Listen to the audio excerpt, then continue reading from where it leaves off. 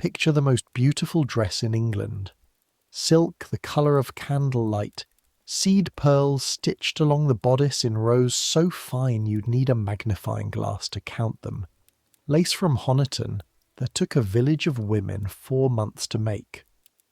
Now picture the hands that touched it last, cracked at the knuckles, burned along one thumb from a pressing iron, fingernails trimmed to nothing so they never snag a thread, hands that belong to a 19-year-old girl who has not sat down since 5 o'clock this morning, who ate her dinner standing at a corner table in 11 minutes, and who knows more about the Queen of England's body, marriage, temper, and grief than the Prime Minister, the Archbishop of Canterbury, and most of the royal family combined. That girl will die in her 70s in a cottage in Yorkshire, and she will take all of it with her. Every secret, every letter she was handed to burn, every word she heard through a dressing room door. Because that was the bargain. That was always the bargain. We're going back there tonight, not as tourists gawking at the state rooms of Windsor Castle. We're going in through the servants' door, up the back stairs, into the small hot rooms where the most powerful woman on earth was laced, pinned, brushed, buttoned, and held together by girls whose names history mostly forgot to write down. 1 year, one person. Everything she would have seen, smelled, heard, and survived, and everything she was never, ever allowed to say. So, I make these history stories, and honestly I still have no idea whether anyone actually sleeps to them, or whether you're all just lying in the dark listening to descriptions of corset lacing injuries and royal mourning rituals for fun. Either way, subscribe if you want. Get comfortable. Here we go. The pin goes into your thumb at 6:30 in the morning, and you do not make a sound. You can't. The Queen of England is standing 8 inches in front of you, half-dressed, arms slightly raised, waiting, and the first rule, the rule they carve into you before they teach you anything else, is that you do not exist. Not your pain, not your breath, not your opinions, not your cold feet, not the bright bead of blood now welling up on the pad of your left thumb where the pin slid sideways through the petticoat waistband and found you instead. You press the thumb against the dark wool of your own skirt, hard where the blood won't show. You keep pinning with the other 4 fingers. Your face stays smooth. Behind you, somewhere near the fire, Mrs. Skerritt is watching without appearing to watch, the way she watches everything, and you know that if a single red spot appears on that petticoat, on any garment belonging to Her Majesty, it will not matter that you have been awake since 5:10, that your hands are chapped raw from November water, that you have done everything else this morning perfectly. The garment will be ruined, the mourning will be ruined, and quite possibly the position you spent your entire life climbing toward will be ruined with it. A drop of your blood in this room is a catastrophe. That's the world you live in now. Hold that thought, because everything else tonight grows out of it. Your name is Eliza Gray. You are 19 years old. You are the second wardrobe maid to Her Majesty Queen Victoria, which sounds grand when you write it in letters home, and means, in practice, that you're the lowest ranking person in England permitted to touch the Queen's clothes while she is inside them. Above you sits the first wardrobe maid, Sophie. Above her, the assistant dressers. Above them, Mrs. Marianne Skerritt, principal dresser, 5 feet nothing of iron in black silk, who has run the Queen's wardrobe since 1837, who speaks French and German and can price a yard of lace by touching it in the dark, and who once, you have this from Sophie, who had it from a dresser now retired, refused to repeat something the Queen had said in her hearing, even to the Queen's own private secretary. He asked twice. She looked at him. He did not ask a third time. That is the profession you have entered. Not sewing, not hairdressing, not folding. Silence. The sewing and the hairdressing and the folding are just the things your hands do while your mouth stays shut for 40 years. It is the 21st of November, 1861, a Thursday, and the room you are standing in is the Queen's dressing room at Windsor Castle, and you have been in royal service for 8 months, and you still, every single morning, have half a second where you cannot believe any of this is real. The Queen lifts her arms another inch. You settle the waistband, slide the last pin home, clean, this time through fabric only, and step back exactly 2 paces, eyes down, hands folded, becoming furniture again. Your thumb throbs like a small hot heart. Nobody will ever know. That's the whole point of you. Nobody will ever know anything. Now let me take you back to the beginning of this day, because a day in this life doesn't begin in the dressing room. It begins 2 hours earlier, 4 floors up, in the dark, in the cold, in a narrow iron bed under the castle roof. And it begins, as every day of your life now begins, with bells. Your eyes open to darkness. For a moment, maybe half a second, you've forgotten where you are. Then it hits you. The smell. It's not one smell. It's layers. And after 8 months you can read them like a clock. Tallow smoke. First. The cheap candle Sophie burned down to a stub last night. Its greasy ghost still hanging under the sloped ceiling. Then damp plaster, because the roof above your head is 400 years old in places, and it weeps in November. A mineral tomb-ish smell that gets into the blankets and never fully leaves. Then starch and hot metal drifting up from the ironing rooms 2 floors below, where the laundry maids have already been working for an hour, because linen for a royal household does not press itself. Then, faintly, coal smoke. Windsor burns tons of it a day, whole wagon loads, and the castle exhales it from 200 chimneys into the Thames Valley fog. And underneath all of it, closest of all, the smell of the room itself. Wool, cold skin, yesterday's soap, the particular human staleness of 2 women sleeping in a space the size of a large cupboard, including you, especially you. Welcome to Windsor Castle in the autumn of 1861, the largest inhabited castle on earth, nearly 1,000 rooms, and you sleep in one of the smallest of them, directly under the leads of the roof, where the wind comes through the window frame in a thin whistling thread all night, and the water in your washing jug grows a skin of ice by February. You're lying on a horsehair mattress on an iron bedstead, one of 2 crammed into this attic room in the domestic wing, above the Queen's own apartments, which is the strange geometry of royal service, that the higher your bedroom, the lower your rank. The Queen sleeps in warmth and silk 2 floors beneath your feet. You sleep pressed under the roof like a pigeon. Your name, as I said, is Eliza Gray. You are 19.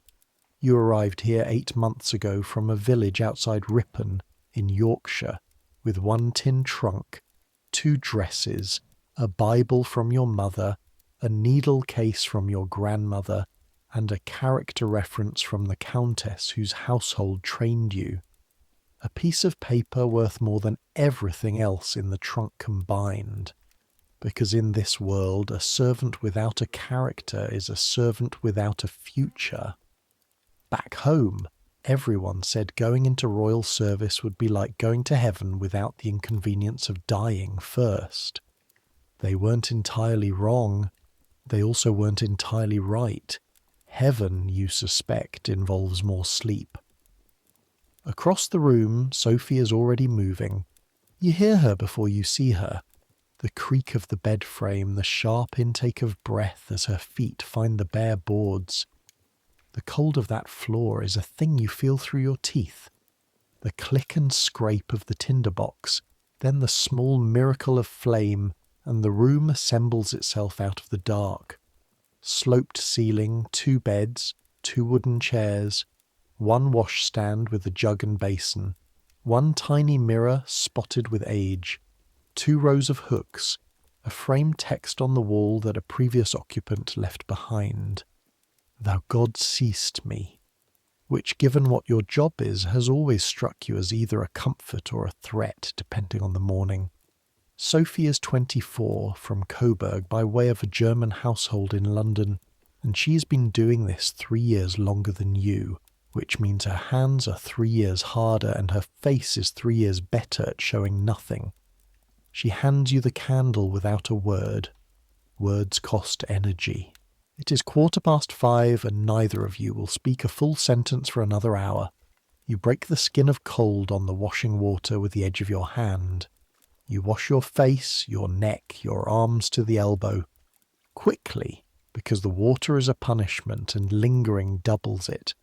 The soap is coarse yellow household soap, nothing like the milled French soap you will handle later this morning, the Queen's soap, which smells of violets and costs more per cake than you earn in a day. That's one of the quiet cruelties of this work that nobody warns you about.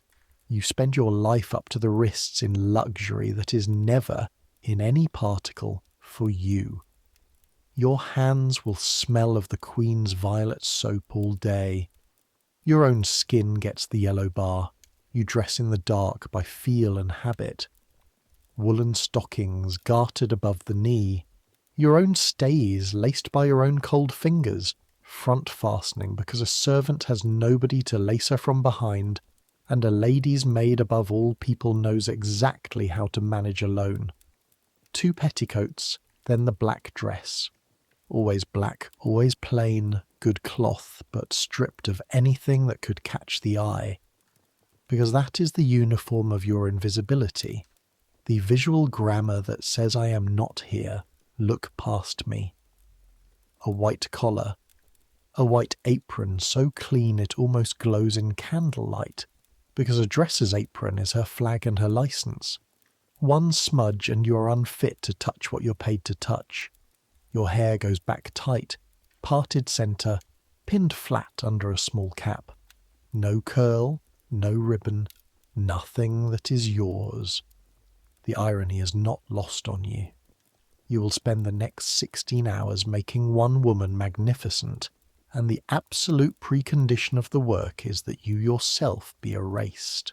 You pin the last pin, and somewhere below you, muffled through floors of stone, the castle's day begins to ring.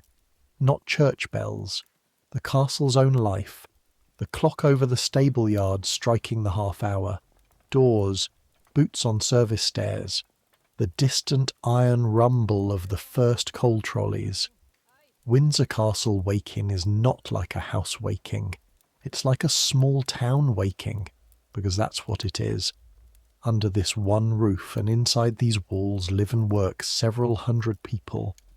Dressers, housemaids, laundry maids, kitchen staff, pages, footmen, grooms, clock winders, lamplighters, a man whose entire employment is the care of the fires, chapel clergy, librarians, soldiers, an entire vertical civilization stacked around one small woman in black silk.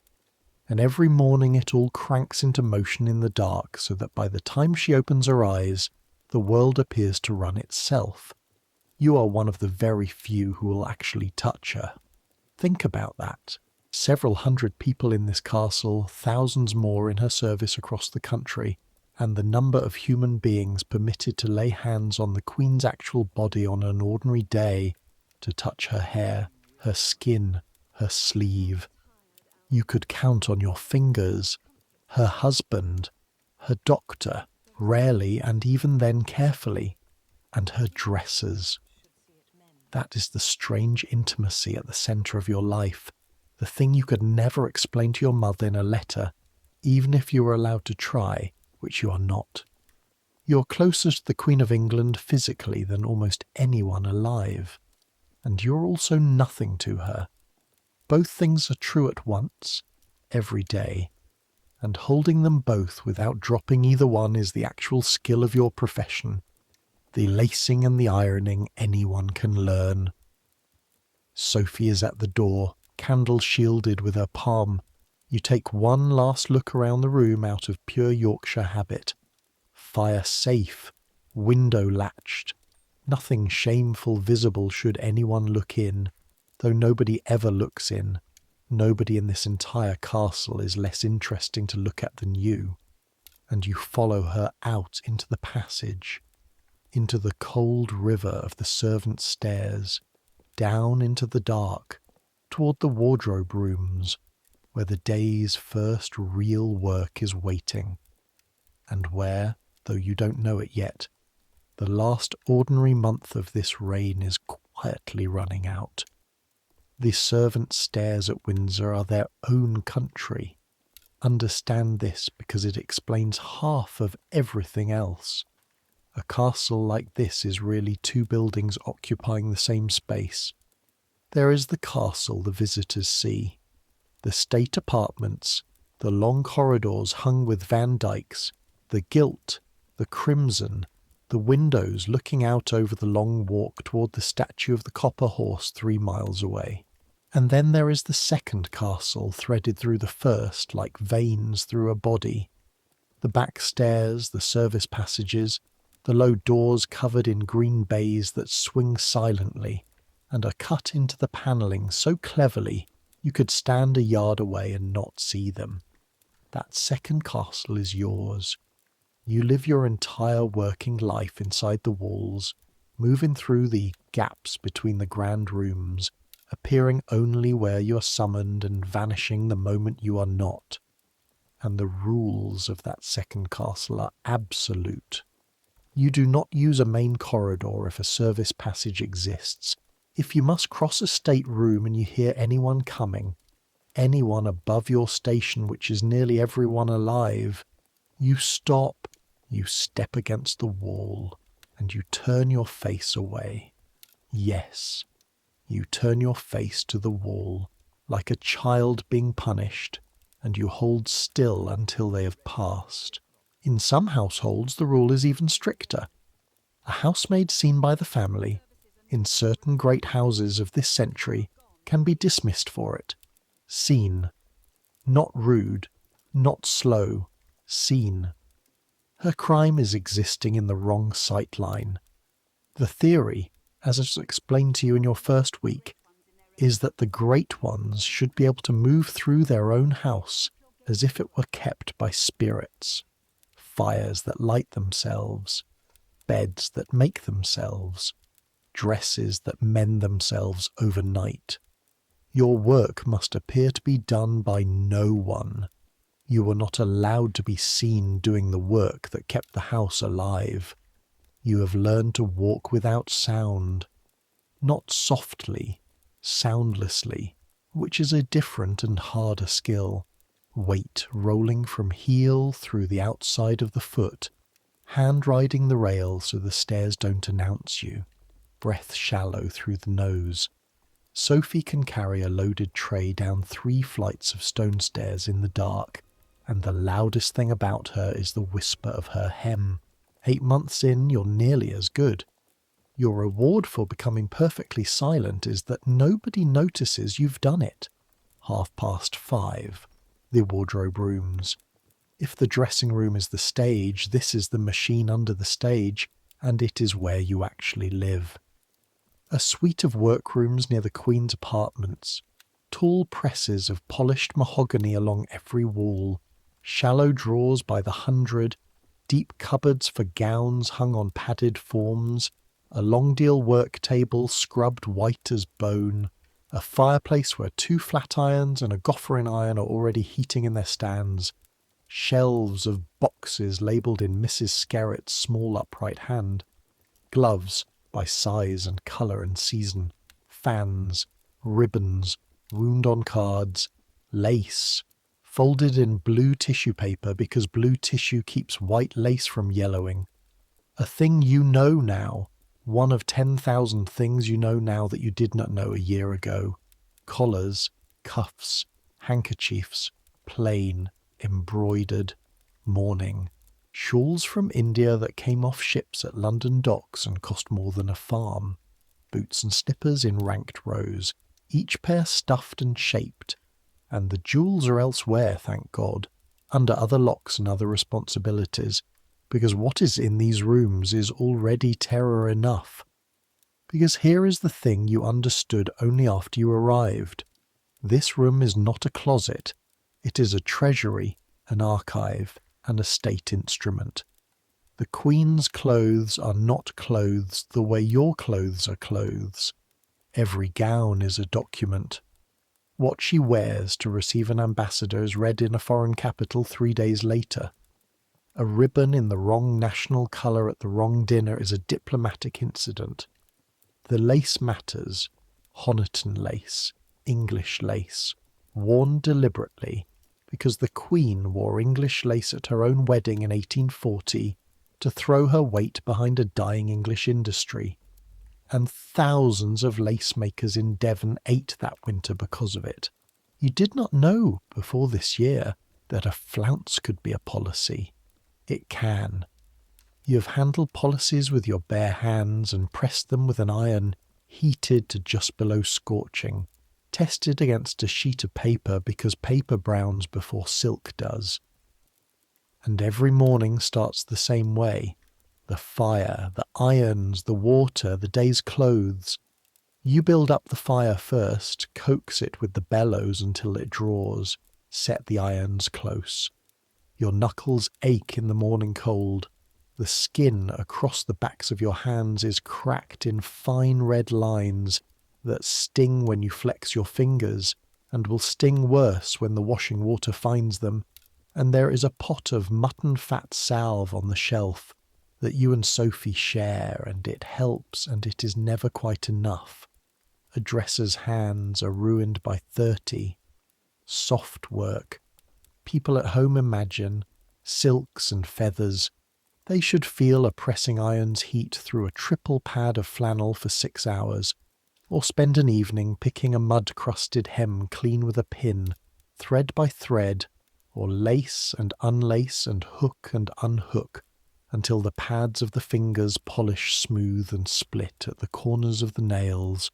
Your right forearm is visibly stronger than it was in March, from irons, from brushes, from the sheer, repeated, small violence of the work. At 5:45, Mrs. Skerritt arrives. She is 68 years old and the size of a child, and you have never once seen her hurry, because hurry, she says, is what happens to people who did not think. She has dressed this queen since the morning of her accession, since June 1837, when Victoria was 18 and Skerritt was already a grown woman with a career, which means she has been in this room, or rooms like it, through the coronation, the wedding, 9 royal births, 4 assassination attempts, the Great Exhibition, and every state occasion of the reign. She earns a salary a clergyman would envy. She corresponds with silk merchants in Lyon and bonnet makers in Paris. She commissions from Mr. Winterhalter's studio and haggles, politely, terrifyingly, with jewellers. And she can still, when a hem needs it, sit down and sew a finer seam than you. She inspects the room the way an officer inspects a ship. Fire, irons, table, your apron, your hands. She takes your right hand, turns it over, looks at the cracked knuckles, says nothing, releases it. That inspection is not kindness and is not cruelty. Cracked skin sheds. Shed skin lands on velvet. Everything in this room comes back to the same commandment. Nothing of you must ever end up on her. The grey silk this morning, she says. The prince is unwell again. Her Majesty will not ride. 6 words of information, and you and Sophie move like a drill you've run 100 times because you have. The grey silk comes out of its press on its padded form. Petticoats, the correct stays. Stockings, collar, cap, the cashmere shawl against the corridor cold, boots for indoors. Everything is inspected inch by inch under the lamp. You learn to sweep a garment with your eyes in overlapping bands like mowing a field, for the loose thread, the dulled hook, the spot of yesterday's rain, the single hair. A single hair on a queen's shoulder, seen by the wrong pair of eyes at breakfast, is a conversation somewhere by noon. You're not being fussy. You're managing what the most watched woman in the world broadcasts to the people who watch her. And you heard it, of course. The sentence inside the sentence. The prince is unwell again. Again. That word has been living in this castle for weeks now, quiet as damp. Prince Albert, the prince consort, the queen's husband, the man who in practice runs half the machinery of the monarchy, who drafts the memoranda and manages the estates, and designed the children's education, and stood in the rain at Sandhurst in a storm last week inspecting buildings because he does not know how to spare himself. The prince is unwell. Rheumatic pains, they say. Sleeplessness. A worn look that the servants who see him up close mention to each other in the passages in two-word exchanges and then stop mentioning, because the second rule of this house, after invisibility, is that what you see goes nowhere. You take the grey silk over your arms, the weight of it always surprises. A full court-quality silk gown is pounds of fabric. It presses down on your forearms like a sleeping animal. And you follow Mrs. Scarrett through the baize door, up the private stair, toward the dressing room, walking your soundless walk, carrying the day on your arms. It is the 21st of November, 1861. The Prince Consort has 23 days to live. Nobody in this castle knows that yet.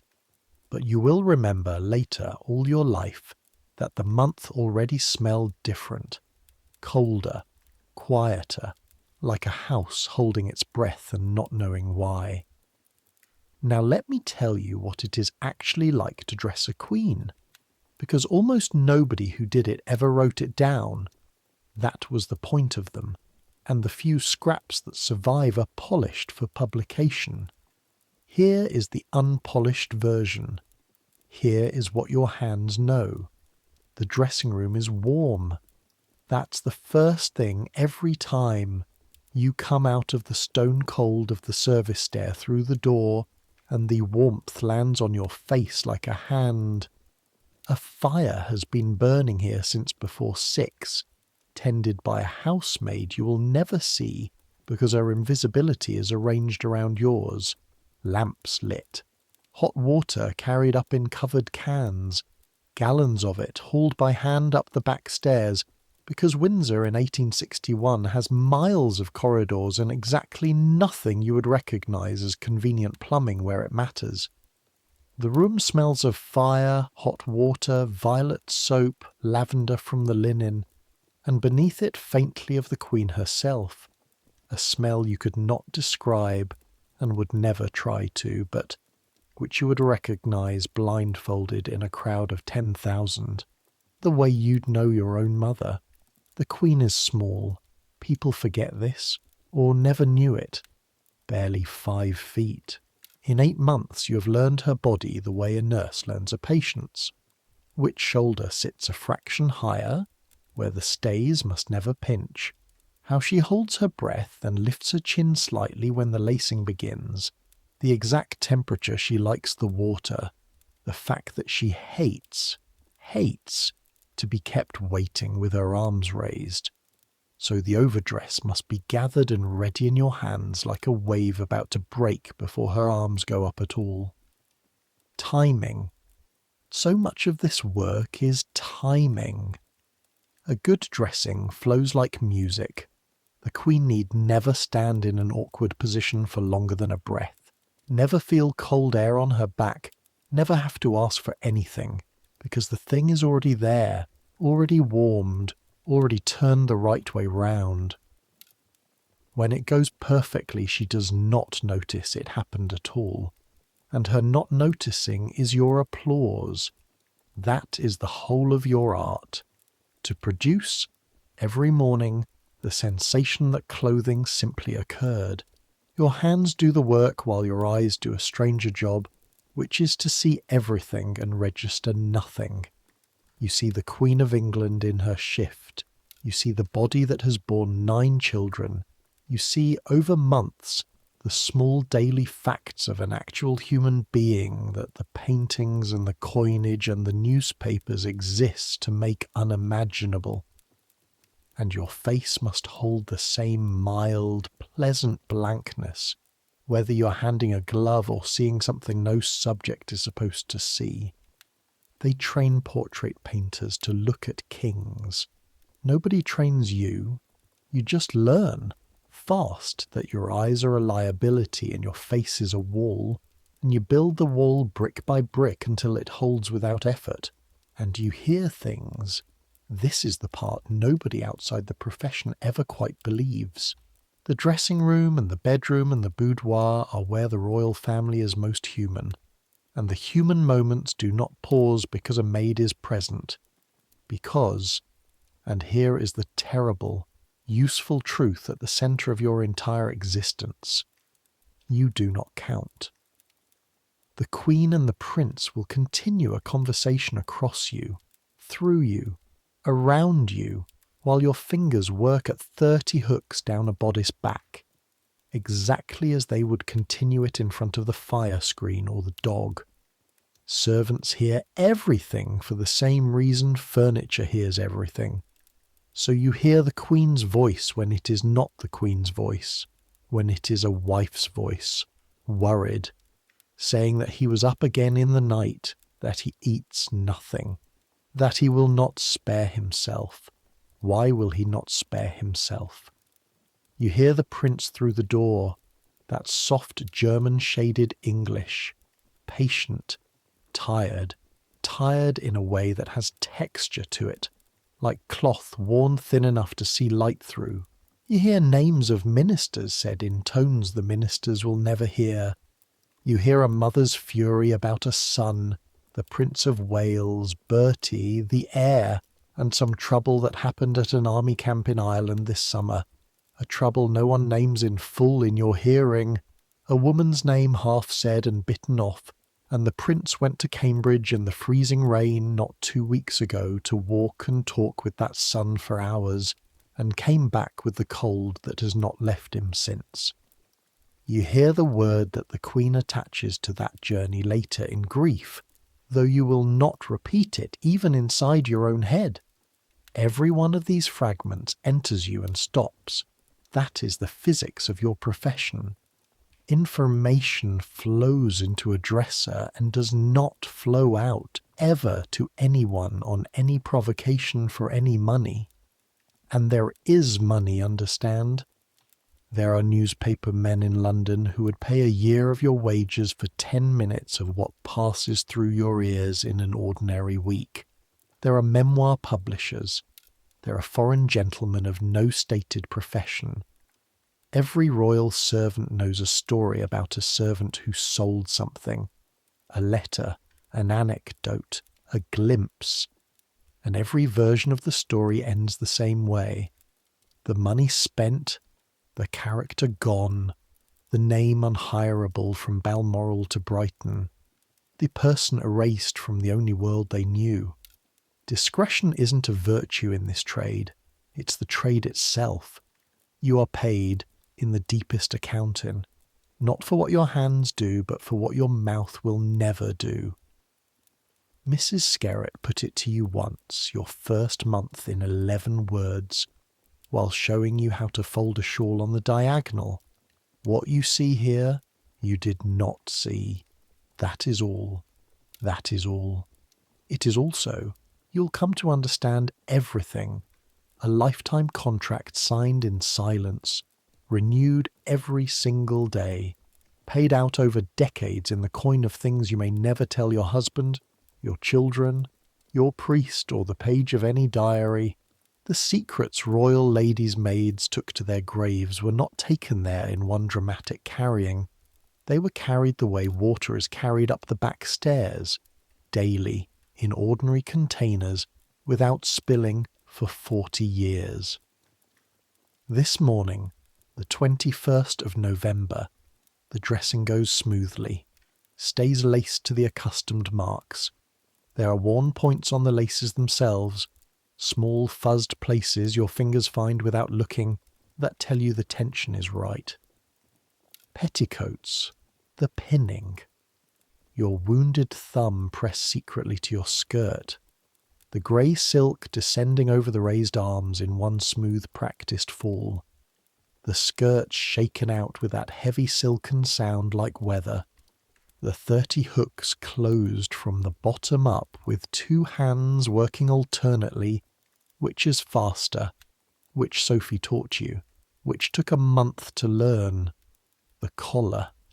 The brooch handed to the first dresser, who alone pins at the throat. The shawl warmed at the fire first. Always warmed first, November rule. And laid over the shoulders at the precise moment the Queen turns toward the glass. She looks at herself for 2 seconds. Not vanity, verification. A monarch checking the monarch, the way a soldier checks his rifle. And then she says, to the room, to no one, in the flat, quiet voice that you have learned means the worry is bad today. The prince slept very ill. No one answers, no answer is wanted. The sentence was not spoken to you. It escaped the way heat escapes. Because even a queen's containment is not perfect at 7 in the morning, and the only safe place in her entire kingdom for it to escape is a room full of women who officially do not exist. You look at the carpet.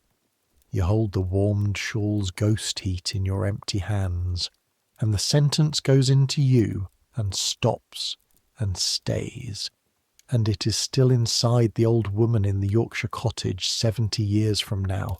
One drop in the deep-sealed well of everything she never said. The Queen goes out to breakfast. The door closes, and the room exhales.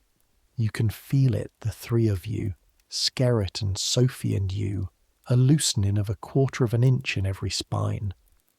And then Mrs. Skerritt says, the bed jacket wants a button. And the day rolls on. Because in this castle the day always rolls on, and the machine you are part of does not stop for weather, grief, illness, or history. Though history, as it happens, is now 23 days away and closing. Let me take you below stairs now, because you cannot understand the top of this world without the bottom, and because it is nearly 9 o'clock and you have not eaten since a slice of bread at 5:30, standing up in the wardrobe room, brushing crumbs off your fingers before touching anything because crumbs. The service quarters of Windsor Castle are a buried city. Kitchens with ceilings high as a church, where the great open ranges roar all day, and the heat hits you at the door like a wall, and the smell is roasting meat and scorched fat and copper polish, and where the great kitchen has been cooking, on this same spot, for over 500 years, men were basting meat in that room while Agincourt was recent news. Sculleries running with water and the whetstone smell of scrubbed slate. Larders cold as caves, game larder, fish larder, pastry rooms, a confectionery where men in white build sugar architecture for dinners you will never see served, cellars of wine and cellars of coal, the lamp rooms where a small army trims wicks and fills reservoirs, because this castle burns through lamp oil and candles on a scale you still cannot make your mind hold. Hundreds upon hundreds of candles a day, and here is a detail for you. In many great households the candle ends. The barely burned stubs are a servant's perquisite, collected and sold, an entire tiny economy of light running underneath the visible one. And through all of it, people. Hurrying, carrying, shouting in the kitchens where shouting is allowed. Silent in the passages where it isn't. The castle above thinks of itself as the household. Down here is where you learn the truth. The household is a machine of several hundred moving human parts, and the family it serves is, from the machine's point of view, a small, demanding, sacred cargo. You eat in the servants' hall, but not really with the servants' hall, and here we arrive at one of the strangest things about your position, which is that you belong nowhere. Below stairs has its own aristocracy, as rigid as the one above, and considerably more openly enforced. At the top, the steward, the housekeeper with her chatelaine of keys, the chef and his kingdom, the Queen's personal attendants. They dine apart in the steward's room, the upper servants, the pug's parlour, as the lower ones call it, behind every possible closed door. At the bottom, scullery maids with raw red arms who rise before everyone and are permitted to be seen by no one, laundry maids, hall boys, and a dresser to the Queen floats in between, resented from below and merely tolerated from above. To the housemaids you are unbearably grand. You touch Her Majesty, you speak, actually speak. With Mrs. Skerritt, you have been inside the rooms. To the upper table you are a needlewoman with pretensions. You eat quickly, in a defensive corner of whichever table will have you, and mostly you don't sit down at all. A dresser's meal times are hostage to the Queen's Day, and the Queen's Day does not consult you. You've eaten more meals standing at the wardrobe room table with a plate balanced on a cleared corner than you've eaten sitting like a Christian. Cold mutton, bread, tea gone lukewarm in the can. 11 minutes if the morning is kind. You have learned to eat the way you walk, efficiently, silently, leaving no trace. And you have learned the small humiliations, the ones that don't have names, the ones that do more to shape a servant's soul than any dramatic cruelty. The way a lady of the household will stop talking when you pass, not because you matter, but precisely to mark that you don't. The way a gentleman's eyes move over you in a corridor, through you, the flat, unseeing sweep a man gives a piece of furniture he has decided not to buy. The rule that you stand facing the wall. The rule that if the Queen's dinner runs late, your supper simply doesn't happen, and nobody notes it, because your hunger is not information anyone is collecting. The way your work is only ever visible when it fails. Perfection earns nothing. Silence. The void. One loose hook earns a look from Mrs. Skerritt that takes the skin off your back. You could iron flawlessly for a year, and the sum total of recognition would be the absence of complaint. Down here they have a saying, old as service itself. A good servant is like good health, noticed only when lost. Here is a scene, an ordinary one, the kind that never makes it into any memoir. Late October, a corridor near the visitors' apartments, you carrying a gown fresh from pressing, both arms full, 10 pounds of silk balanced like a sleeping child. 2 ladies in waiting round the corner deep in talk. Protocol. You stop. You press to the wall. You avert your face. You wait. They stop too, directly in front of you, and continue their conversation. For 4 minutes. 4 minutes, arms burning, the silk's weight settling into your shoulders like wet sand, your nose 10 inches from a cold wall, while 2 women discuss a dinner placement as if the corridor were empty. Because to them, it is empty. That is not an insult, you understand. An insult would require them to have noticed you. This is worse and cleaner than insult. It is the working of a world in which you are, by design, by everyone's consent, including officially your own, not their. You held the gown.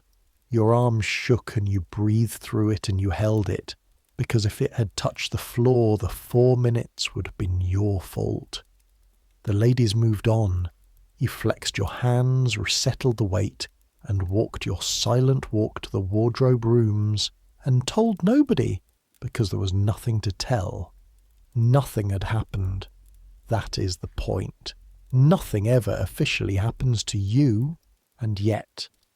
And this is the strange double truth you turn over at night in the attic, listening to the wind thread through the window frame. You would not trade this place. Because the same system that erases you has also, in its cold way, elevated you beyond anything a carpenter's daughter from outside Ripon had any earthly right to expect. You earn real wages, paid quarterly, more than your father brings home, and you send half of it north, and your mother has bought a second-hand mangle, and your youngest sister has boots that fit. You eat meat every day a thing half the villages in England cannot say. You sleep under the roof of a castle. Your hands have held lace that will be in museums when everyone now alive is dust. You have stood close enough to the throne of the greatest empire on earth to smell the violet soap on its skin.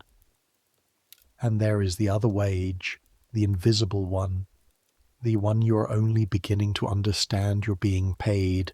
You know things, not gossip, knowledge.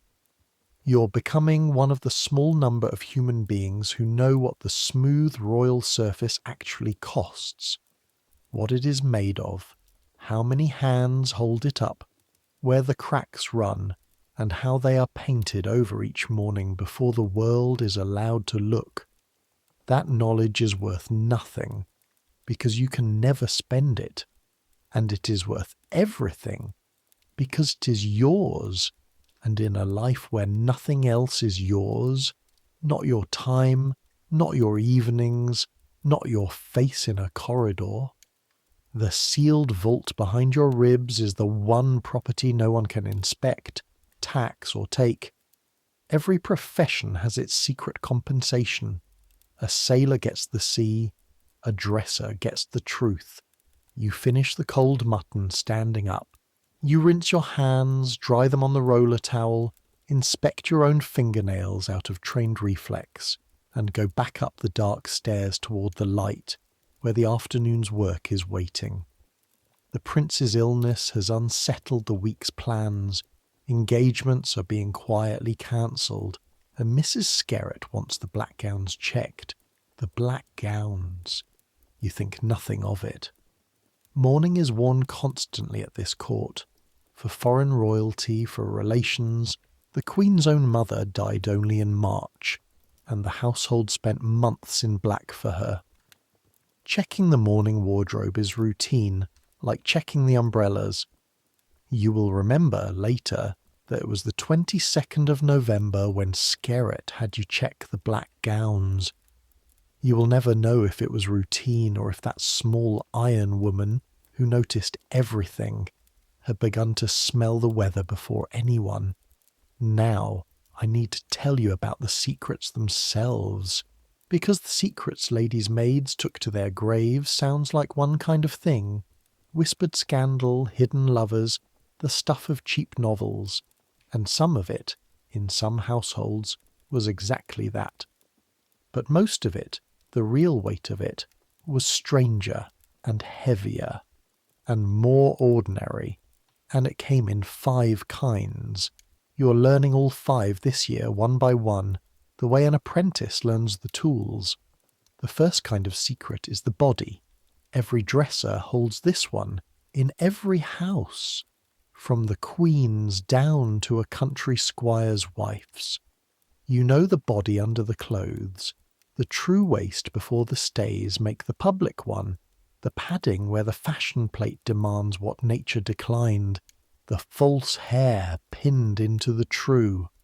And false hair is an industry now. Tons of it imported every year, and a lady's maid is the engineer who makes it invisible. You know the scars, swellings, the rashes treated quietly, the miscarriages that were officially colds, the monthly linen. Someone launders it. The world pretends otherwise. You know the someone. You know when your lady is with child before her husband does, sometimes before she does, because you lace her every morning and the laces don't lie. You know what she eats and doesn't, what she drinks and how much, which pains she takes drops for and how many drops, and how the number of drops changes across a year. The public body of a great lady is a made object, manufactured daily, and you are the manufacturer. And the first secret of the trade is the gap between the made thing and the real one. Nobody has to tell you not to speak of this. It would be like speaking of what you saw while nursing the dying. The knowledge itself teaches you its own silence. The second kind of secret is paper, pockets.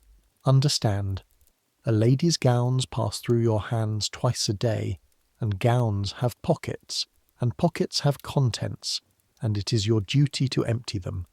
A duty because a forgotten letter sent to a presser or a sponger is a letter published.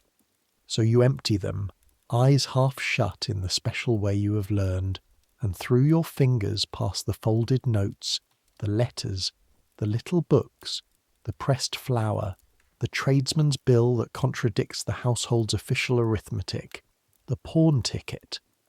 Yes, even in grand houses, especially in grand houses, ladies pawn things quietly. Diamonds are replaced with paste, and the paste goes to the ball, and only 2 people in England know, and one of them is the maid. You hand every item back or lay it in the appointed drawer unread. Officially unread. But eyes take print whether you ask them to or not. A line scene is a line scene. And so you carry fragments, a signature, a phrase, a date, that assemble themselves in your head into shapes you refuse to look at directly. A dresser develops, in self-defence, a discipline that is almost monastic, the deliberate not thinking of thoughts. You would be surprised how far it can be trained. You would be more surprised how much stays anyway. And sometimes the paper comes to you differently. Sometimes it is handed to you directly with instructions, and the instructions are one word: burn. You have done this 4 times now. A lady of the household, you will not say which, not even here, not even now, putting a small packet of letters into your hands tied in ribbon, her face arranged in the careful blankness that the upper classes use the way you use yours, saying only, "The fire in the wardrobe room draws well, I think," and you carried the packet down, and you fed it to the fire letter by letter, standing guard over it, using the poker, because paper is treacherous and half-burned words fly up the chimney, and paper in a grate can survive with whole sentences legible. You have learned to burn correspondence properly, which is a skill, and think for a moment about the fact that it is a skill, that there are women all over this island tonight who possess the professional competence of destroying evidence and consider it correctly part of keeping a wardrobe. What was in the letters you do not know, whose hand you did not let yourself see. You watched black petals of some other person's life curl and fly upward, and you tended the fire until there was nothing but grey ash fine as face powder, and then you raked the ash, and then you went back to your ironing. The third kind of secret is money, and the fourth is marriage, and mostly they are the same secret wearing 2 coats. Who owes, who drinks, whose doors between whose rooms are locked, and since when? Which great alliance celebrated by the newspapers is up close at dressing-gown range, a long Cold War conducted through servants. You know, You always know. The married state has no privacy from the people who change its sheets and carry its trays and hear it through its doors. In this castle, at least, that particular secret is a good one. The marriage 2 floors below you is the real thing, a love match 21 years deep, and the whole vast household knows it the way a crew knows its ship is sound. Which is exactly why the prince's grey face this month frightens people who would never say the word frightened. And the 5th kind of secret is the dangerous one. The 5th kind is what the crown itself needs never said. Sophie taught you about the 5th kind with the story. One evening in October, the 2 of you in the attic mending your own stockings by one candle, and she told it quietly, in the tone women use for stories that are also warnings. The story of Lady Flora Hastings. It happened here, in this court, 22 years ago. 1839, the Queen young and new. Lady Flora was a lady-in-waiting, unmarried, in her early 30s.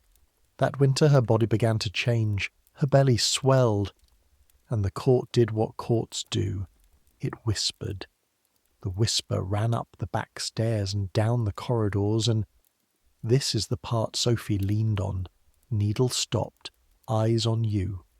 The whisper was fed by observation, by people around the dressing rooms and the wardrobe, by what attendants saw and attendants said. The whisper reached the Queen herself, and the Queen, 19 years old and badly advised, believed it, and Lady Flora was pressed to clear her name, to submit to a medical examination. Think of it, an unmarried noblewoman, examined by doctors to satisfy a rumour, and the examination found her a maiden, and found something else. The swelling was a tumour on her liver. She was dying. She had been dying the whole time, while the court read her body like a scandal sheet. She died in July in Buckingham Palace, and when they took her coffin out of London at dawn to avoid demonstrations, crowds gathered anyway and stoned the royal carriages, and the newspapers savaged the Queen, and people hissed her at Ascot. Hissed the Queen of England at the races, and the crown wobbled, genuinely wobbled in the public's love, over one woman's misread body. Sophie let the silence sit, then finished the lesson in one sentence, the needle moving again. That is what one leak from a dressing room can do. That is the 5th secret, and now you hold it too. The knowledge that your silence is not domestic but structural. A monarchy, you have come to understand, is a performance that never closes, and the audience must never see backstage, not because backstage is shameful, but because seeing it breaks the play.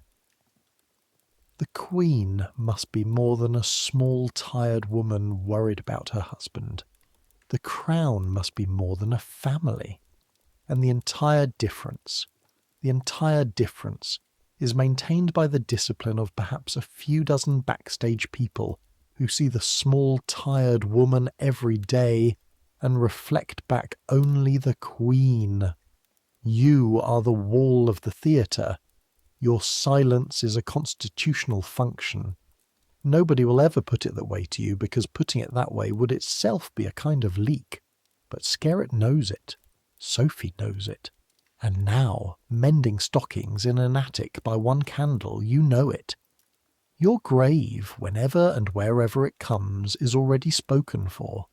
It will hold, along with you, a body of knowledge about the private life of the British Crown in the middle of the 19th century, and it will hold it perfectly, permanently better than any archive, because unlike an archive, it can never be opened. You blow out the candle. Below you, 2 floors down, a lamp is still burning in the Prince Consort's dressing room, where he is awake again, working again, coughing now. The cough is new this week. Over papers that will not wait. You can't see the lamp, but you know it's burning. You always know more than you can see. That is the profession. 20 days. And here I should tell you about March, because the terrible year did not begin in December. It began in March, before you had been a month in your place, and it taught you the fifth secret's practical form before Sophie ever taught you its theory. In March of 1861, the Queen's mother died, the Duchess of Kent, at Frogmore House down in the Home Park. The first close death of the Queen's whole life, and her grief at it frightened the household with a violence nobody was prepared for. A rehearsal, though no one could know it, of the December to come. And after the funeral came the task that follows every death in every great family, the task that the public never thinks of and that servants never forget. The papers. A woman of rank who dies at 74 leaves behind her a paper life the size of a library. The Duchess left decades of it, and among it, when the Queen herself began to go through her mother's things, were discoveries that broke her open all over again. Every letter she'd ever written her mother kept. Locks of her baby hair kept. A lifetime's evidence of a love the two of them had spent years in the bad old days of feuds and factions, unable to say aloud. That part of the story reached the histories, because the Queen wrote of it. What did not reach the histories is the machinery, the actual weeks of hands and baskets by which a dead woman's paper life is sorted into 3 heaps: keep, return, burn. You were lent to it for 6 days, junior hands being wanted, and you spent those 6 days in a cold morning room at Frogmore under the eye of 2 senior women doing archive work at the speed of laundry. The keeping heap went to boxes and lists. The returning heap, letters whose writers still lived, was sorted by hand, because the correct etiquette of death is that your letters come quietly back to you, your side of every friendship posted home like soldiers after a war. And the 3rd heap went to the fire, and the fire burned for 6 days.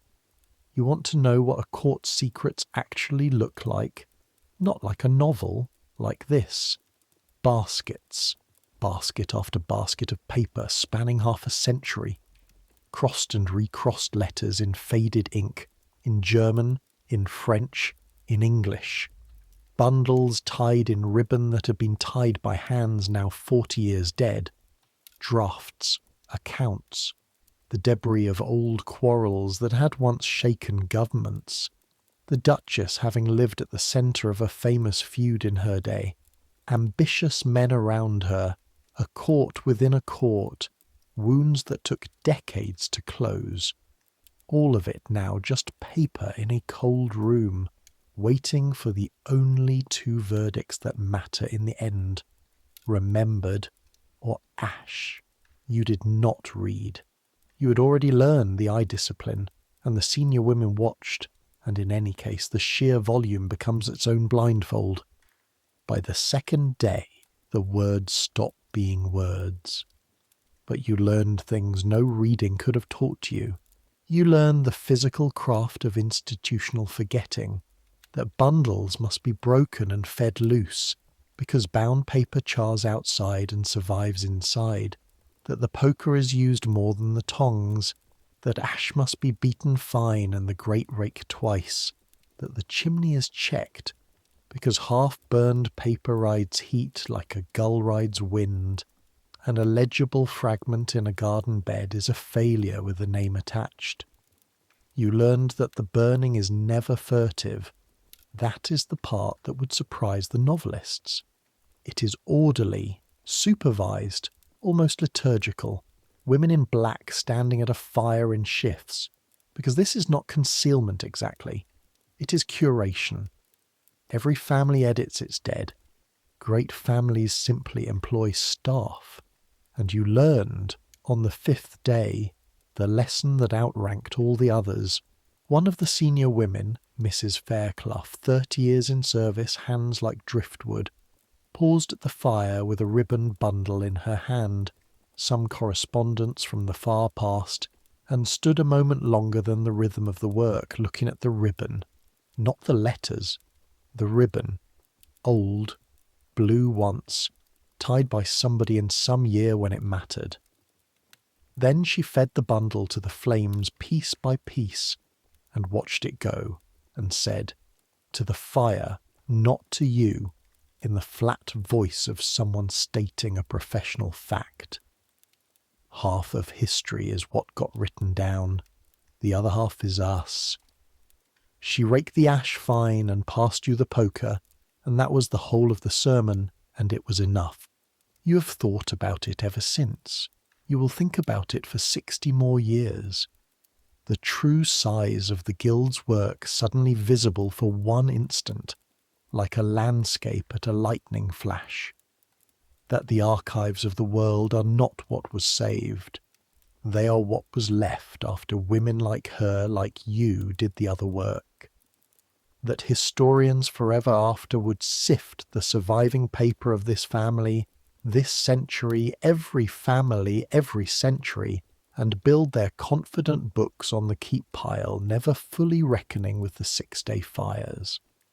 That the shape of the recorded past, its silences, its blanks, its mercies, was cut deliberately, basket by basket, by servants in cold rooms whom the record does not record.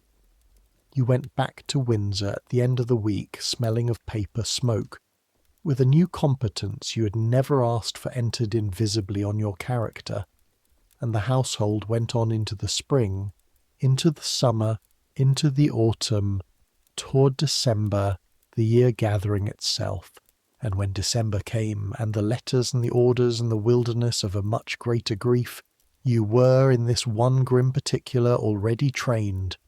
That is how the trade builds you, never by telling, always by handing you the poker. On the last day of November, a Saturday, Mrs. Skerritt sends you into the town. It is an errand about black crape, as it happens. A question of quality to settle with a draper before an order is confirmed, mourning supplies being one of the standing accounts of any royal wardrobe.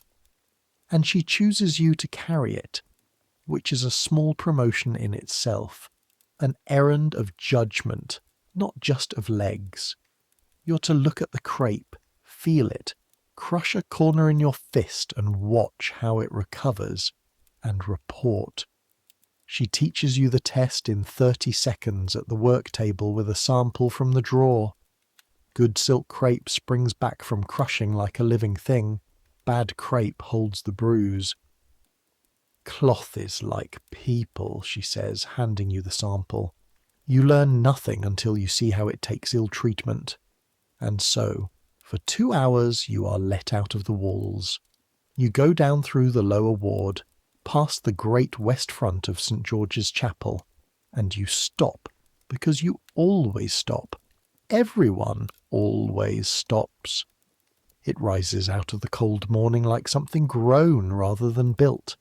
That vast window, the pinnacles, the stone, the colour of old honey, and it has stood there since the reign of the 4th Edward. They laid its first stones in the 1470s, before anyone in Europe had heard of America, and finished the great work under Henry VIII. 10 kings of England lie under its floor. Henry VIII himself is down there, under a plain black slab in the choir that visitors walk across without noticing, next to Jane Seymour, the wife who gave him his son and died of it. And Charles I is down there too, the king who lost his head, brought here through the snow in February 1649, and lowered into the vault in silence because the victors would not permit the burial service to be read aloud. You have stood on the slab. You have felt through your boot soles that particular cold that stone floors above vaults seem to keep. Your grandmother's grandmother's grandmother could have stood on the same spot and felt the same cold. It's that old, that continuous, and in 17 days, though the morning does not know it, though nobody knows it, though the chapel stands there mild as milk in the November sun. Its bell will be tolling for a new name, and you will hear every stroke.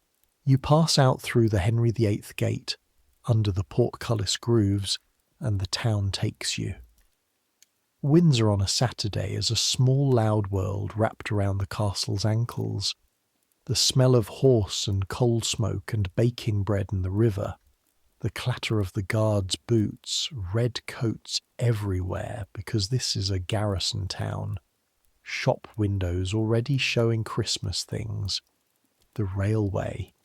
2 railways, mind, 2 competing stations for one small town, because both companies fought for the honour of carrying the Queen, exhaling steam down by the river, boys selling papers, and the papers this week carry 2 subjects, and you hear both shouted on one corner, some diplomatic thundercloud with America, something about a ship and seized Confederate envoys, war talk, actual war talk with the United States, and smaller, lower down the column, a line about the Prince Consort being indisposed. Indisposed. You buy nothing and say nothing and feel, walking through the ordinary Saturday crowd, the strange vertigo of your position. Every person in this street would give a week's wages to know one true sentence about how things really stand up the hill, and you know a dozen, and the sentences walk through the town inside you sealed, like coins sewn into a coat lining. The draper's crape is good. You crush it. It springs back. You crush it harder, watching the fibres recover, and the draper watches you test it and revises, visibly, his estimate of your age and importance.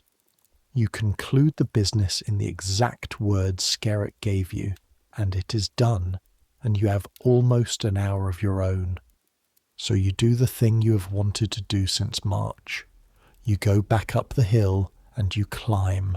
There is a way, through a door, up a stair, servants know it, servants know everything, onto the heights of the castle, up toward the great round tower on its mound, the huge drum of stone that has anchored this rock since the Conqueror's men first fortified it nearly 800 years ago, raised higher within living memory so it would look properly commanding, which tells you something true about this whole castle. It is armour, but it is also theatre, and has been both at once for centuries. The wind up there takes your breath and pins your skirts flat against your legs, and England opens. You have never in your life been this high above the world. The Thames below, curling silver through the flat brown valley, barges on it small as beetles. Eton across the river, the chapel of the school like a grey ship at anchor, where the sons of the men who run the empire are conjugating Latin at this very moment. The long walk running dead straight south from the castle, 3 miles of it, a double avenue of elms drawn with a ruler across the deer park to the equestrian statue on Snow Hill. They say 1,000 deer graze that park. Smoke rising from the town, from the villages, from farms out to the edge of seeing. And on the far horizon eastward, a grey-brown stain along the sky that is London itself, 20-odd miles off, the largest city in the history of the human species, breathing coal into the winter air. And the strange thing, the thing you will try and fail to put into a letter home, and then not send the letter, because even this, even a view, feels somehow like theirs and not yours to give away. The strange thing is what the height does to your understanding of your own life. From up here, the castle beneath your feet is one building, one roof, more or less, over the Queen and the Prince and their children, and Mrs. Skerritt and Sophie and the scullery maids, and the man who winds the clocks and you. From down in the corridors, the distances between all of you are absolute. enforced by every rule and stair and green baize door. From up here, the wind doesn't know the difference. From up here, you're all just warmth inside one old stone thing on a hill by a river. The way people have been warmth inside it through Plantagenets and plagues and civil war and 800 winters, and the river was there before the first stone and will be there after the last. You stand until your ears ache with cold. A carrion crow rides the wind off the tower battlements without moving its wings, insolent, at home. Even the wildlife here has tenure. Then the quarter chimes from the curfew tower, and you are instantly a servant again.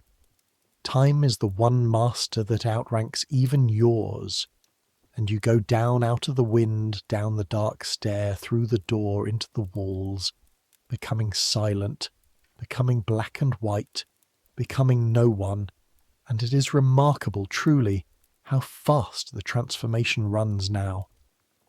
8 months ago, it took you all day to put your invisibility on. Now it goes on like a glove. You make your report on the crape. Skerritt listens, nods once, a full nod. You have learned to read her nods the way sailors read sky, and this one is high praise, and says the order will go forward. 12 yards of the best black crape, to hold in stock, in the ordinary prudent way of a great wardrobe, against whatever mourning the winter might bring, because winters always bring some. An old German cousin, a foreign king, something distant, something manageable. 12 yards. You will remember that number. In 3 weeks the royal warrant houses of London will be stripped bare of black to their last inch.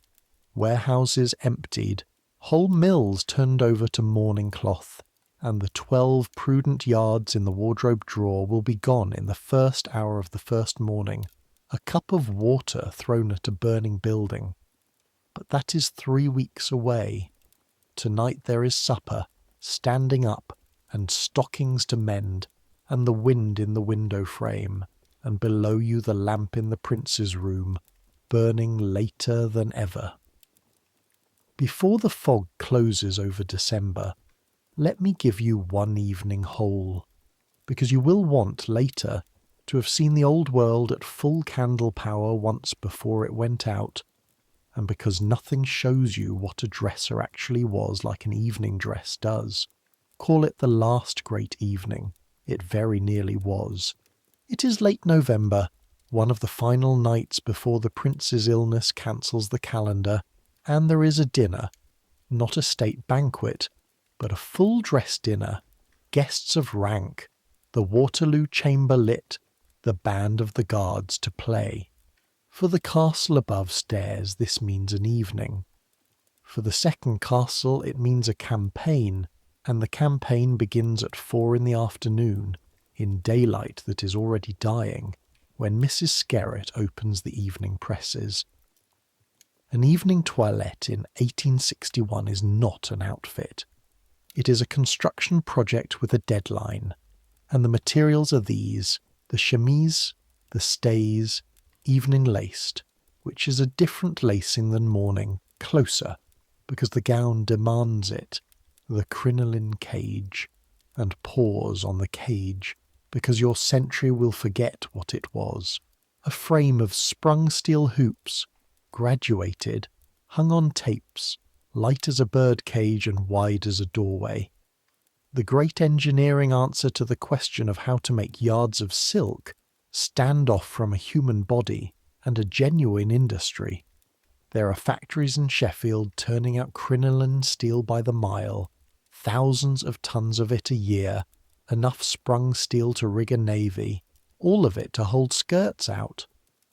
You have learned to fold a cage flat with 2 moves, to carry it hooked over your shoulder down a narrow stair, to repair a sprung hoop with pliers and a whipping of thread in under 4 minutes, over the cage, petticoats, plural, then the gown itself, which for tonight is a heavy corded silk, and a full evening gown of this decade with its trimmings weighs what a healthy toddler weighs, and it must go over the raised arms and down over the cage without touching the dressed hair, which is why two of you lift it and why the lift is choreographed like a sail being set.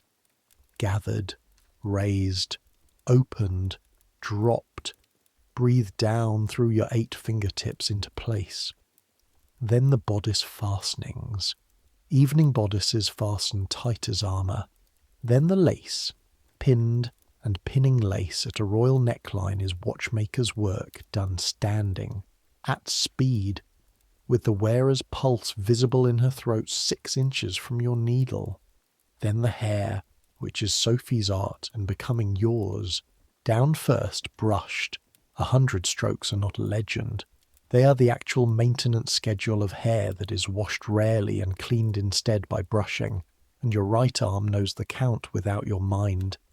Then built, parted, rolled over pads, braided, coiled, pinned with pins, warmed at the lamp because cold metal against a scalp makes anyone flinch, and a queen must not be made to flinch, and finally dressed with the pieces the jewels will anchor to.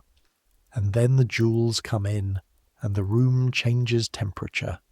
They arrive as a procedure, not a delivery. Cases of Morocco leather, a page, a signature. Nothing so heavy in this castle travels alone. And Skerritt opens the cases under the lamps, and there on white velvet lies the part of your work you will never get used to. Stones with names, brooches that were gifts of emperors, diamonds out of India that came to this island with armies attached. You do not touch these.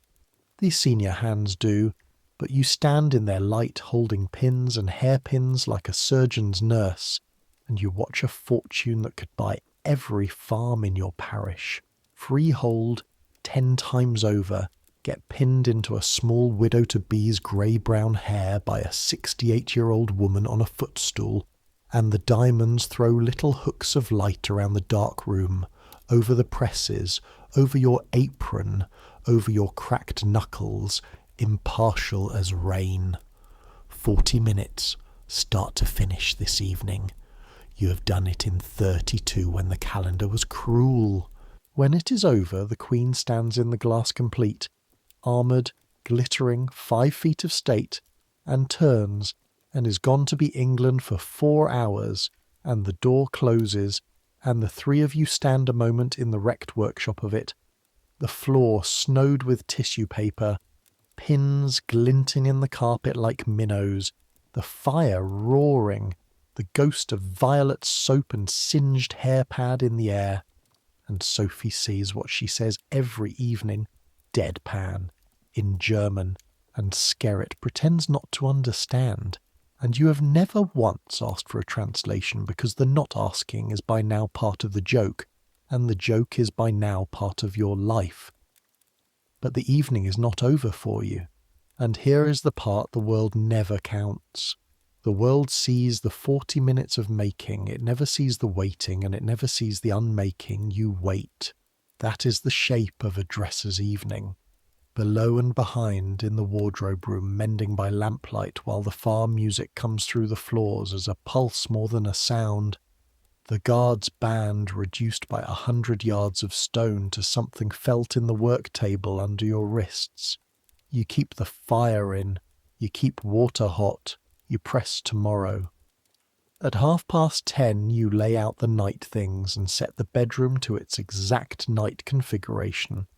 The lamp at its mark, the shawl at its mark, the drops and the glass at theirs.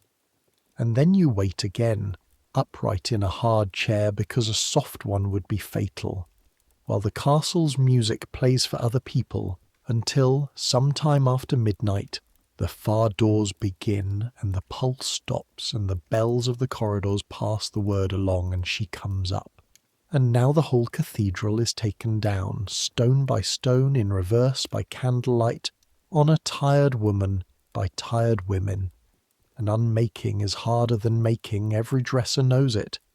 The pins hide, The laces have set like rigging in weather. The jewels must come out of the hair in strict sequence into the cases against the page's return. The gown must come off over the head without dragging a single stone or cent of dinner across it. And everything must be inspected, because the after-dinner inspection is where you find the evening's true history written in the cloth.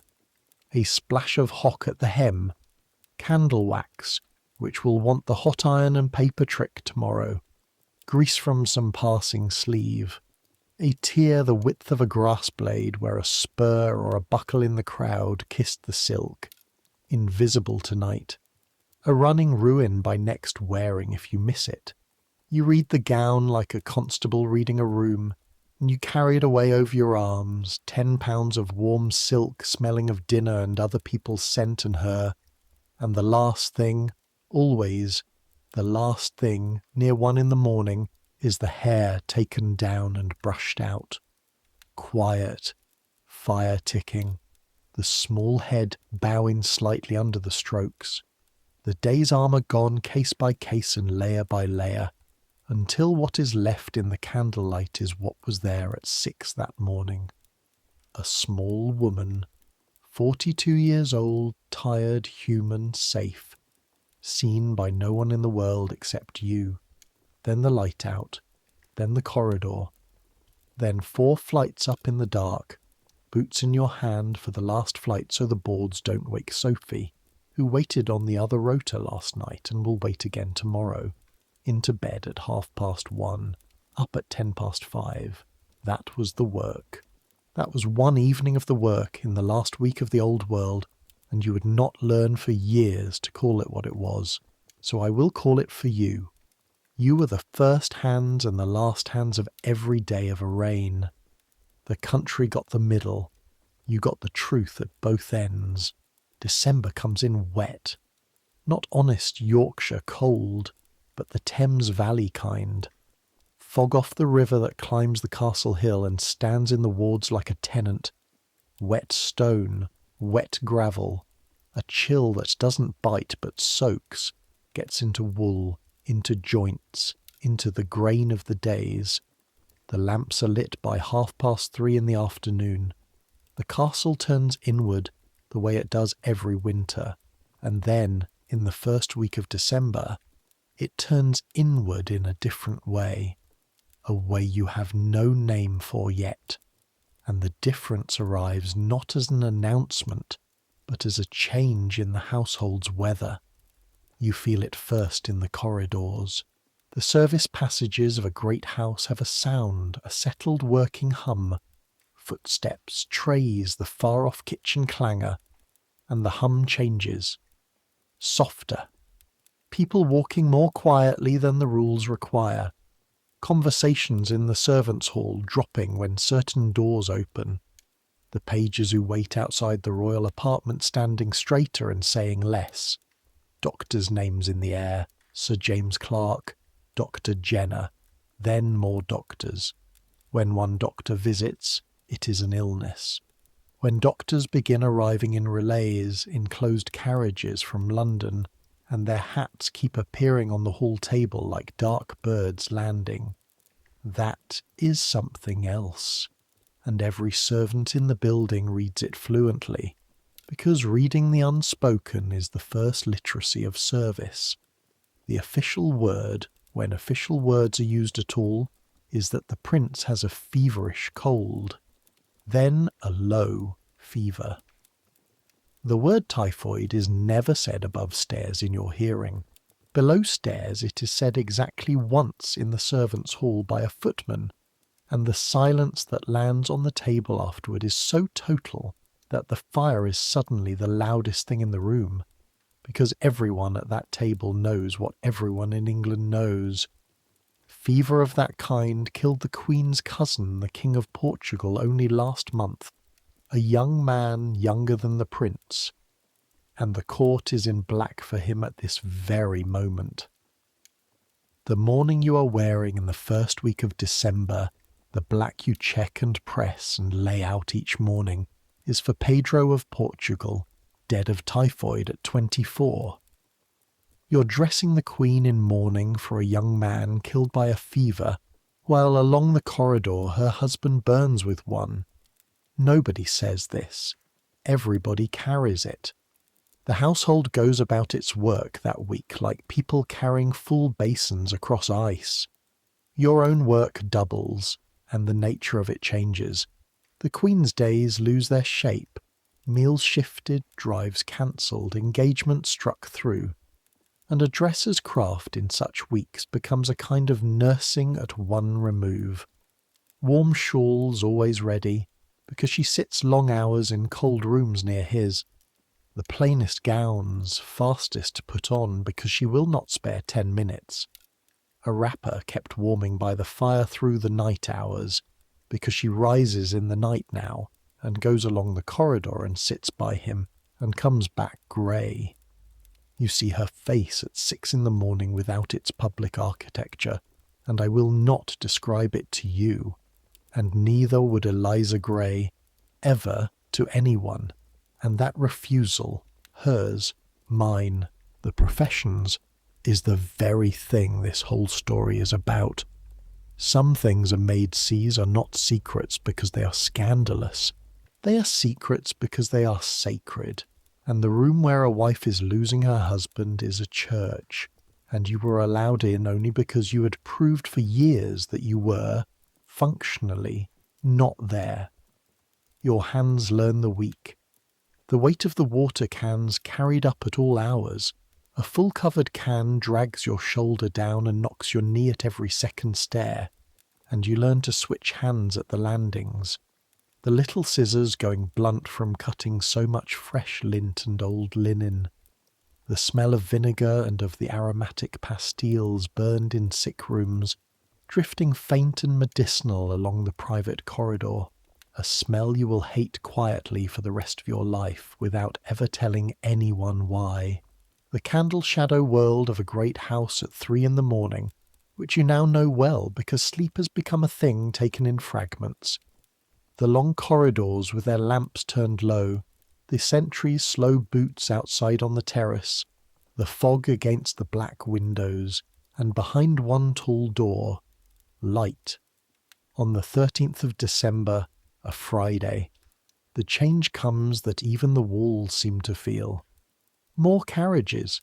The Prince of Wales sent for from Cambridge, sent for in the night, by telegraph, and arriving at 3 in the morning. You're awake when he comes, standing in a service doorway with a can of hot water going cold in your hands, and you hear the wheels on the gravel and the low voices and the great door, and you understand the way everyone in the building now understands, with the animal certainty that outruns all official hope. The bulletins posted in London still say careful things. The castle knows. A house always knows before the world does. The house is the body. The news is only the clothes. Saturday, the 14th of December, 1861.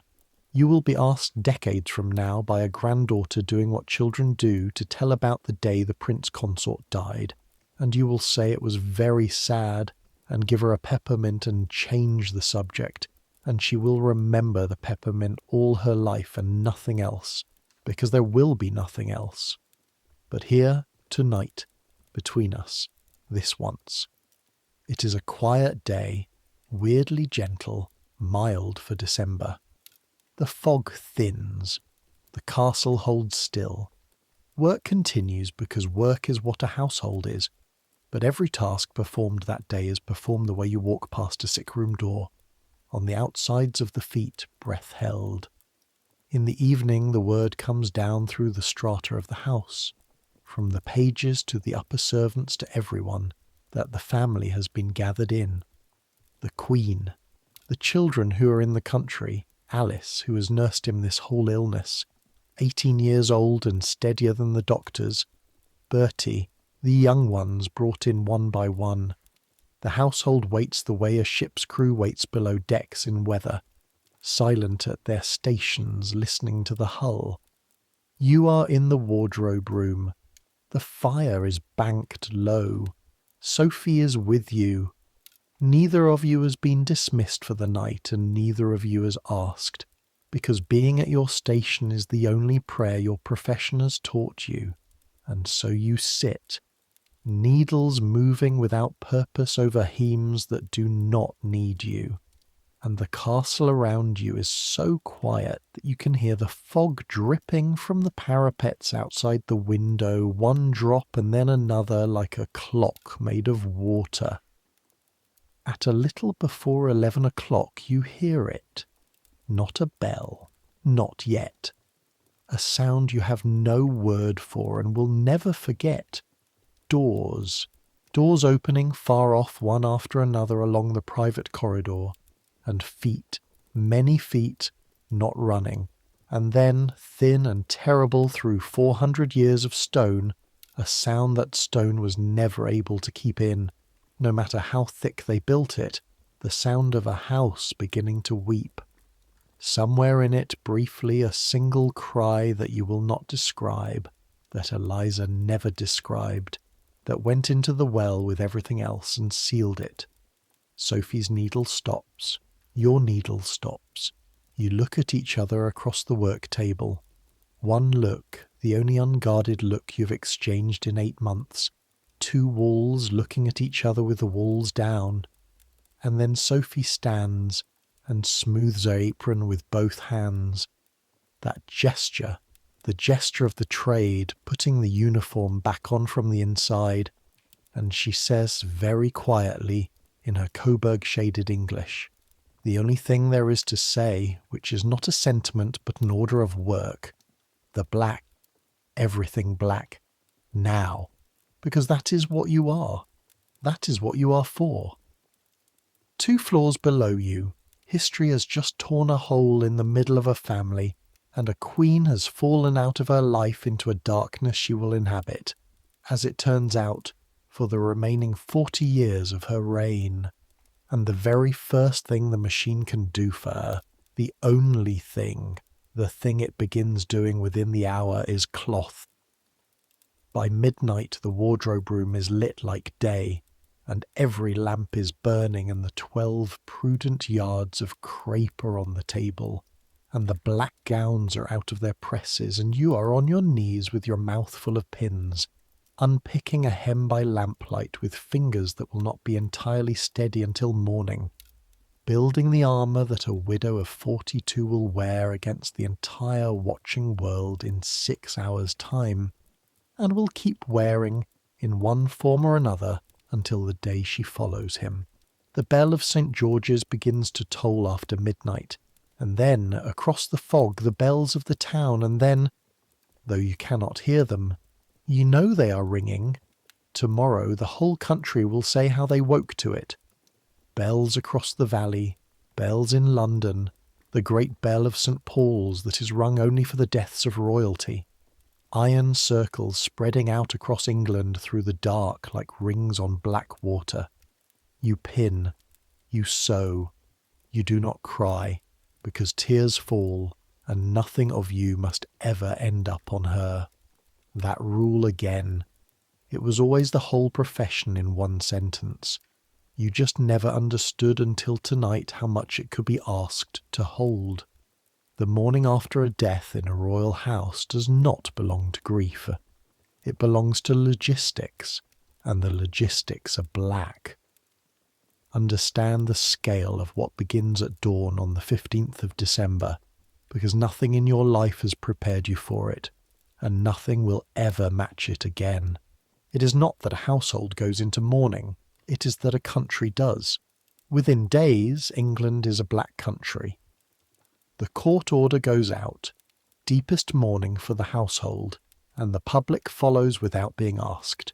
Shopkeepers, clerks, cab drivers with crape on their whips, whole streets of windows with the shutters half closed. The drapers of London are emptied of black cloth to the bare shelves, in something close to panic buying. There are towns where you cannot buy a yard of crape at any price by Wednesday. The great mourning warehouses, and yes, there are entire department stores in this century devoted to nothing but the clothing of grief. Jays of Regent Street, whole emporiums of black, do the business of a year in a fortnight. In Whitby, on the Yorkshire coast you come from, they carve jet, the black fossil stone, into mourning brooches and beads, and the Whitby jet trade is about to enter 20 years of roaring prosperity built on this one December night. Grief in this England is an industry with suppliers, and the death of one man at Windsor has just become the largest single order in the industry's history. And you are at the exact centre of it. The still point the whole Black Storm turns round is a wardrobe room in the Queen's private apartments, and the handful of women who work there. The Queen will wear nothing but mourning now, not for the customary period, not for a year. You don't know it yet. Nobody knows it yet, though Skerritt, watching the Queen that first week, may already suspect. But the widow you dress on the 15th of December 1861 will be dressed by widow's rules every single morning for the rest of her life. 40 years of black. An entire second wardrobe must be created from nothing in days. Gowns, caps, the widow's cap, the white crape cap peaked over the forehead, which she will make so much her own that a century later, when anyone on earth imagines Queen Victoria, they will imagine her in it, and the thing the whole world pictures is a thing your hands helped pin. Collars, cuffs, gloves, boots, handkerchiefs bordered in black an inch deep. Everything, down to the black-edged writing paper and the black bindings sewn onto her books. Jewels put away, colours put away, and here is a task that stays with you. The putting away, drawer after drawer, press after press, the blues and the silver greys and the rose silks folded into tissue and camphor and darkness, an entire life's palette being buried with him, and you on your knees at the bottom drawers, folding a lilac evening gown that you pressed for a dinner 5 weeks ago, when the world was alive, and the silk pours over your cracked hands, cool and liquid and utterly finished, like water from a country you're never going back to. You work that week the way soldiers fight, past exhaustion, into a grey clarity where your hands continue after your mind has sat down. 18-hour days, needles by lamplight until the small letters of the stitches double in your vision. The smell of new crape everywhere. A new silk crape has a smell, a faint, sharp dressing and dye smell, and for the rest of your long life a whiff of it in any shop will drop this December on you out of a clear sky. Your fingertips crack at the corners from the black dye, and the endless dry friction of the cloth. The dye shadows your hands so that you scrub at night like Lady Macbeth. Your right forefinger develops a groove from the needle that will still be visible faintly in your coffin. The castle around you weeps and organises and weeps, and through it all twice a day, the doors and her. I will tell you only what the trade would permit, that she was smaller than ever and very quiet, and that the quietness was worse than any weeping. That she slept with his coat in those first weeks, that a cast of his hand was made to lie on the pillow where his hand had lain, and that arranging a bed is a maid's work, and so certain of the household's women knew, and none of them ever told. And the world learned such things only decades later, in fragments, from papers and doctors, never from a dresser, that his rooms were not closed but kept alive by her order. Hot water carried in every evening as if for dressing, his clothes laid out fresh, the glass he drank from, the pen where he set it down, everything maintained daily, for years, decades, a museum with the exhibits still warm, and that this duty too fell to servants, and that the servants did it, evening after evening, for 40 years, and held their tongues. Think what it means that we know these details now. Each one had to outlive every person whose silence guarded it. The maids kept the secret so well that history had to wait for all of them to die. The funeral is on the 23rd of December in St. George's Chapel, down the hill from your attic window. The honey-coloured church you stopped in front of a lifetime ago in November. It is a private funeral. Men only by the custom of the age. The Queen does not attend. Queens did not then. She's gone to Osborne, to the sea. Taken there half alive days before. And so the strange truth is that on the day itself the castle is hers and the grief is the household's. And you watch from a high window with Sophie and two of the housemaids, all of you in black, all of you silent as the minute guns begin in the long walk.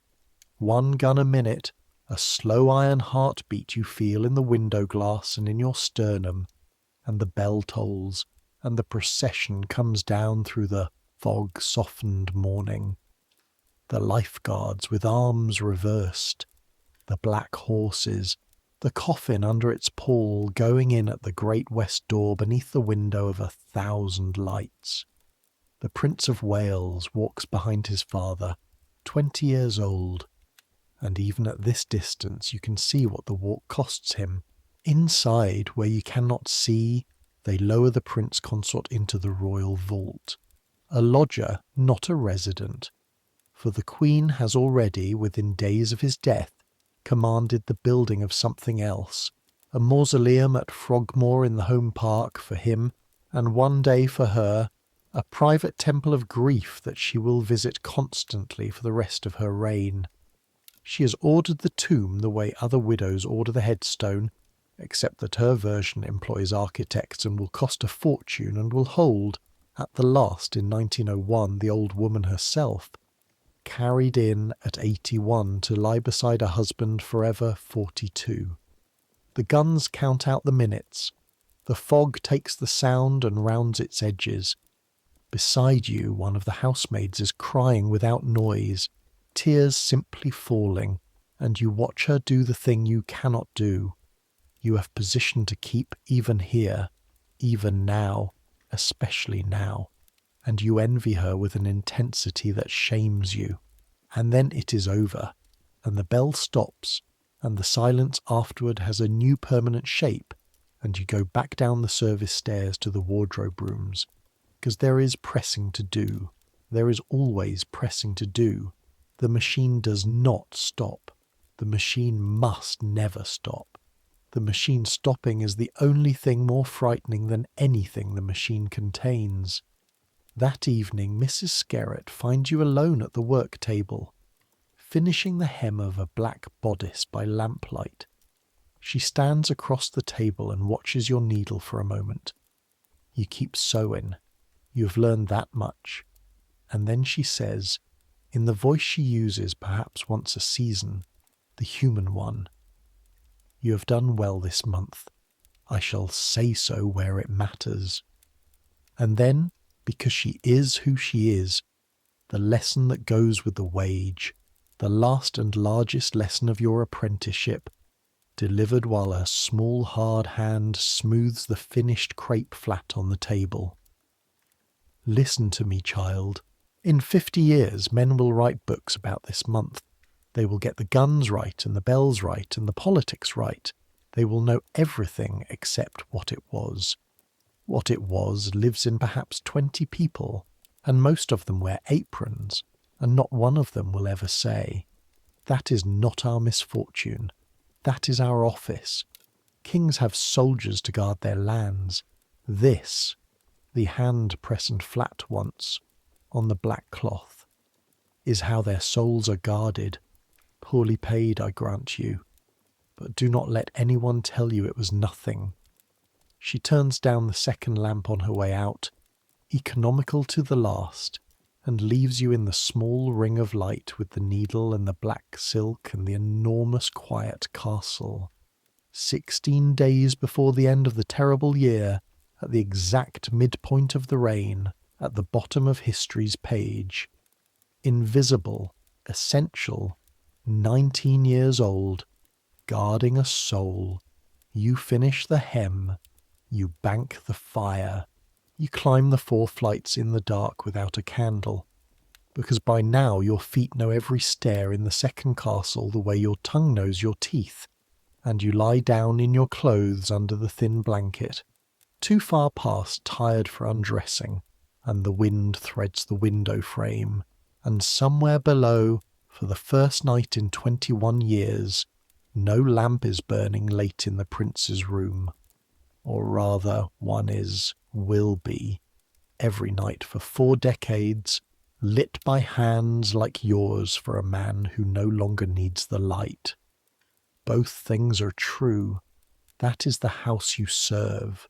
You sleep, and I owe you Osborne, because that is where the terrible year ends, and because what happened there in the weeks after the funeral belongs to the very centre of our subject, the secrets and the strange physical forms grief took in that century, forms that passed through maids' hands almost exclusively, and that maids almost exclusively never described.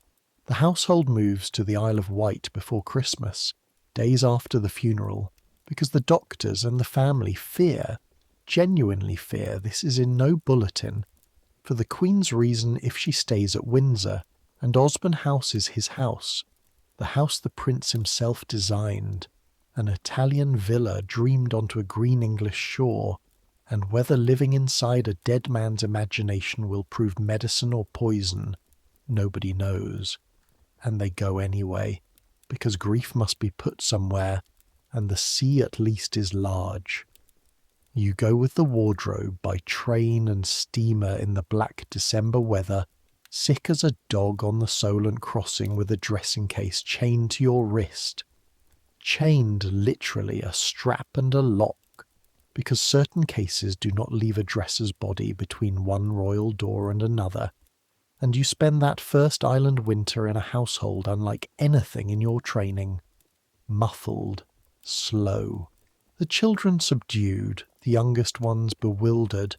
The Princess Alice, 18, remember, and about to be married from the depths of this mourning in a black and white wedding the guests will describe as more funeral than wedding. Holding her mother upright by main force of character hour by hour, the blinds half down against a bright sea, and through it all the work, because grief compounds a dresser's work rather than pausing it, and the work that winter takes forms you could never have imagined in the Countess's household in Yorkshire. First, the hair. Your century. Hers, Eliza's, did something with the hair of the dead that your century listener has almost entirely forgotten. And when you meet it in a museum case now you flinch, and they did not flinch. And the difference between those two reactions is a whole lost world. Hair was the relic. Hair does not decay.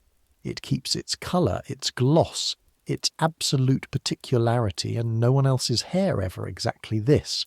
And so the Victorians, who buried more of the people they loved and younger than any generation you have known, kept hair the way other ages kept saints' bones, cut at the deathbed, sometimes by the widow more often. Think about it. Think about who is calm enough, whose scissors are always sharp, whose hands are trusted at that bedside by a maid, woven, braided, plaited into rings, into brooches, into lockets, into watch chains. There are women in London whose entire livelihood is hair work, an industry with pattern books, and into the wardrobe at Osborne that winter come the mourning jewels, made and commissioned and arriving in their cases week after week. Lockets with a curl of fair hair under crystal, black enamel rings lettered in gold, onyx, jet, your own Whitby jet, Yorkshire's black stone, carved by men in a cliff town 300 miles north into beads that now pass through your fingers as you dress a queen. And these are not ornaments. Understand that, and you understand the age. They are worn every day deliberately as the visible form of the invisible, grief given a body small enough to pin at a throat, and it becomes part of your mourning craft to know them, which locket with which collar, which contains whose hair, which the Queen's hand goes to when she stands at the glass, and what it means for the day ahead when it does. And who dresses the relics, who cleans them, guards them, lays them out, closes their little crystal doors at night. You do. There are curls in that jewel case that you know to be his, cut in the room at Windsor in the first hour, by hands you could name and never will, and you handle them with a care that has nothing professional left in it at all. And this is another of the trade's unlisted duties. Sexton to the sacred objects, keeper of the tiny reliquary that a widow wears against her body for 40 years. Second, the rooms and the rituals, which at Osborne take their permanent shape, the photographs of the dead prince, and photography is new enough that this stings with modernity, placed by her order where she will see them last at night and first at morning, including one hung above the empty pillow beside her own, in every residence permanently. The plaster cast of his hand within her reach in the night, his dressing gown, the evening ritual of his rooms, water and clothes and lamp, entering the calendar of the household as a standing service, like chapel. Servants perform all of it. Servants therefore know all of it. And here is the measure of your guild that I want you to weigh in your hands like the crape, the newspapers of the 1860s, ravenous, competitive, perfectly aware that the widowed queen had become a mystery the whole world would pay to see into. They got nothing. For years, nothing. The strange, holy machinery of that grief ran on, tended twice daily by dozens of ordinary working hands, through decades, and the public learned of it only generations later, from letters and medical papers and royal archives, when everyone whose silence had covered it was dead. Not one dresser sold the pillow photograph. Not one housemaid sold the cast of the hand. Weigh that. In any age, in any country, weigh that. Christmas comes to Osborne, the first Christmas, the worst one, in a family for whom Christmas had been his festival. The German trees, the presents laid on white draped tables, all of it his. And the household keeps a kind of Christmas below stairs, subdued, and the cook sends up what the Queen will not eat, and on Christmas night you and the new girl and 2 of the housemaids sit late by the servants' hall fire, and one of the old footmen, who came into service under William IV, tells stories of the coronation summer of '38 until the clock strikes, and nobody mentions the 14th of December, and everybody is thinking of nothing else. And outside the black windows the Solent goes on, saying the one thing the sea says, E. And late that night, crossing the dark service corridor with a candle, you pass a window and stop because it has begun to snow. Big, slow, sea island snow, falling into the black water and vanishing, falling on the terraces of a dead man's dream of Italy. And you stand there longer than any rule allows, candle in one hand, the other flat on the freezing glass, 19 years old and 800 miles of this year behind you, and you let yourself feel all of it for the length of exactly one held breath. Because that is the ration, that is what the wall can spare, one breath. Then you let the breath go, and the glass fogs and clears, and you walk on down the corridor with your candle, silent, upright, dry-eyed, carrying hot water through a sleeping house at the end of the terrible year. And if you want a single image to keep of what a royal lady's maid was, of everything she was, take that one. A small light moving through the dark parts of a great house. Warmth. carried to where it is needed by someone no one sees, going quietly, holding everything. The year turns over in the dark somewhere between one corridor and the next. 1862. The reign has 39 years left, and every single morning of them will begin with black cloth and women's hands. But that is the future's business. Yours is the water, and it is still hot, and the door you're bound for is close now. Some lives write books, some lives keep them shut. The shut ones held more than anyone will ever know.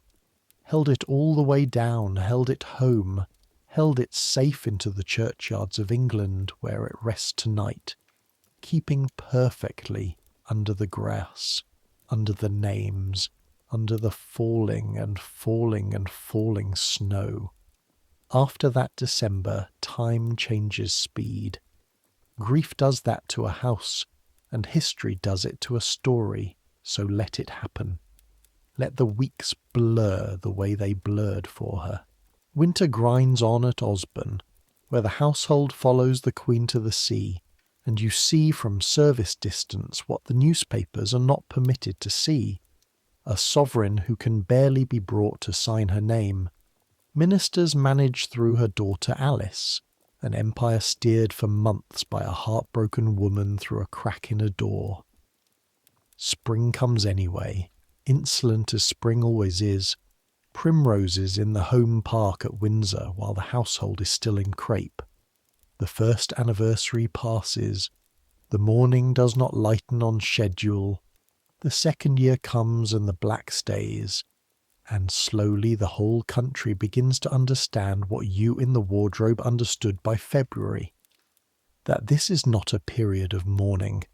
It is a change of reign.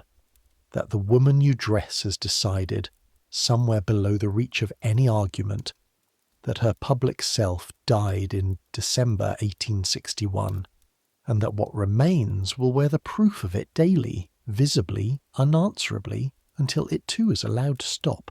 For you, the years take on the deep rhythm of the trade. The seasons come to you as fabrics now.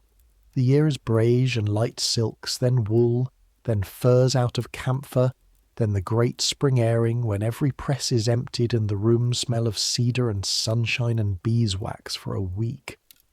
Your hands harden into their final professional shape. The needle groove, the iron calluses, the permanent quarter curl of fingers that spend their days gripping.